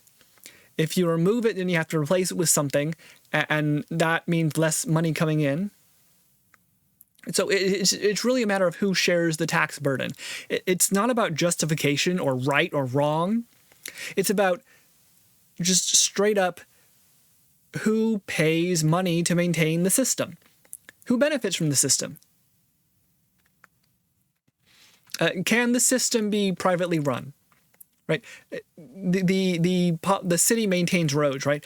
But there's a family friend who lives up in the hills, and the road to her house is a private road maintained by the residents along it. And every once in a while, all the neighbors get together and they each give $1,000 or $2,000 to repave the road, or to re-gravel the road, or to re-level the road. Right, and this is, they all get together and they pay willingly, and so on and so on. And it's a talk between different people, so that it can be replaced. The city road can, instead of the city having to put in a road, and a public tax upon everybody is decided by private citizens. How much do you want the government to be? How big is the government? Is the government good at certain things and bad at other things? You know, is this a city tax or a county tax, a state tax, a federal tax, a worldwide minimum tax? That's just lots of questions. 5. Taxes that sap the strength of a nation should be avoided. Yeah. I don't know how. It seems just an addendum to the other 6. 6, taxes that require an oath are to be avoided. And this is interesting. This is an interesting historical oddity. You know, the oath that I am promising that I am paying my taxes honestly. If you require me to swear an oath to do good, then what are you saying? Are you saying that I'm not doing good if I don't swear the oath? Are you accusing me of being a liar if I don't swear an oath? Right? It's seen as an attack because I am daring to suggest that you might not be the best person. And I think this is what a politician or like the head of the FBI or a private citizen would all say the same thing. Oh, you want to know more about me? You want to know how much money I make? You want to know the deals I have? You know, you want to be involved in my private information? Are you accusing me of being a bad person? I'm like, no, I'm not accusing you of being a bad person. I'm saying that the position you are in invites bad people. I'm saying that in order to maintain the power you have, in order to maintain the trust, you need to make a trade here. Right? You want more money from me. You want me to trust you. You want me to vote for you. You want me to support you. Well, then you better give something back to me. We are not in a system where you are the lords, where you are the powerful, where you are always guaranteed a seat. No, we are in a system where you are challenged, where you must prove again and again and again and again and again that you have a right to the position you are in. Right? Nothing is given just because you have a famous name. Just because you're very rich does not mean you are deserving of anything. You have to prove it again and again and again. And it's the same with like a YouTuber. There's plenty of YouTubers out there where you go, yeah, they produced a good video and then they got worse and worse and worse. No, you go back and look at, okay, yeah, maybe you were good here, but did you improve? Did you get better? Were you honest? Well, there's always a scandal about, you know, some YouTuber involved in a charity organization, and then they stole a bunch of money. And how do you deal with that? Do you vilify all the work they've done, or do you look at some of the work they've done, said that was good, and you look at the modern work they've done, and you say this is bad. You judge them on their actions, and you say that was a bad action. And then you understand good and bad and balance here. And we have this tendency to vilify or to feel ourselves as vilified. But in reality, I hope at least, our understandings of people are more complicated. We can understand, we can comprehend why a good person makes bad choices. We can comprehend why a bad person makes good choices. We can comprehend that sometimes it isn't about good and bad at all. It's about effectiveness. It's about doing your job. And for me, at least, because taxes and the government are so important in how our daily lives are, because we have a strong government involved in many things, the quality of those at the top of this pyramid, the legacy of the systems and the effects they have, the clarity of an organization are all important to meddle with and think about and ask questions of. It's always about asking more and more questions, not necessarily because I think you or your president or your party is bad, but because as part of the reason that America exists is to have a trust in the ability of a people to govern themselves, and the ability of those who you disagree with to come to an understanding with yourself as well, right? In order that as Americans, we can say anything we damn well please for the First Amendment. And when I criticize people or movements or ideas, I'm doing this because I think it's a good idea to do so, to ask these questions, or because I think somebody's doing something wrong, or because I don't understand what's happening, or because I'm hearing something and I don't like what I'm hearing, or I'm hearing something and there's a voice which is ignored, which I think should be brought to the fore, or because there's an idea which I thought I had myself, and I don't know if it's been discussed, I don't know what the history is, I don't know about all the qualities, I don't know what the experts think, I'm just trying to become involved and improve myself bit by bit by bit, and I'll be wrong sometimes, and I think I have the strength to engage in discussion, right? Do the people who place taxes upon me have the strength to engage in discussion as well?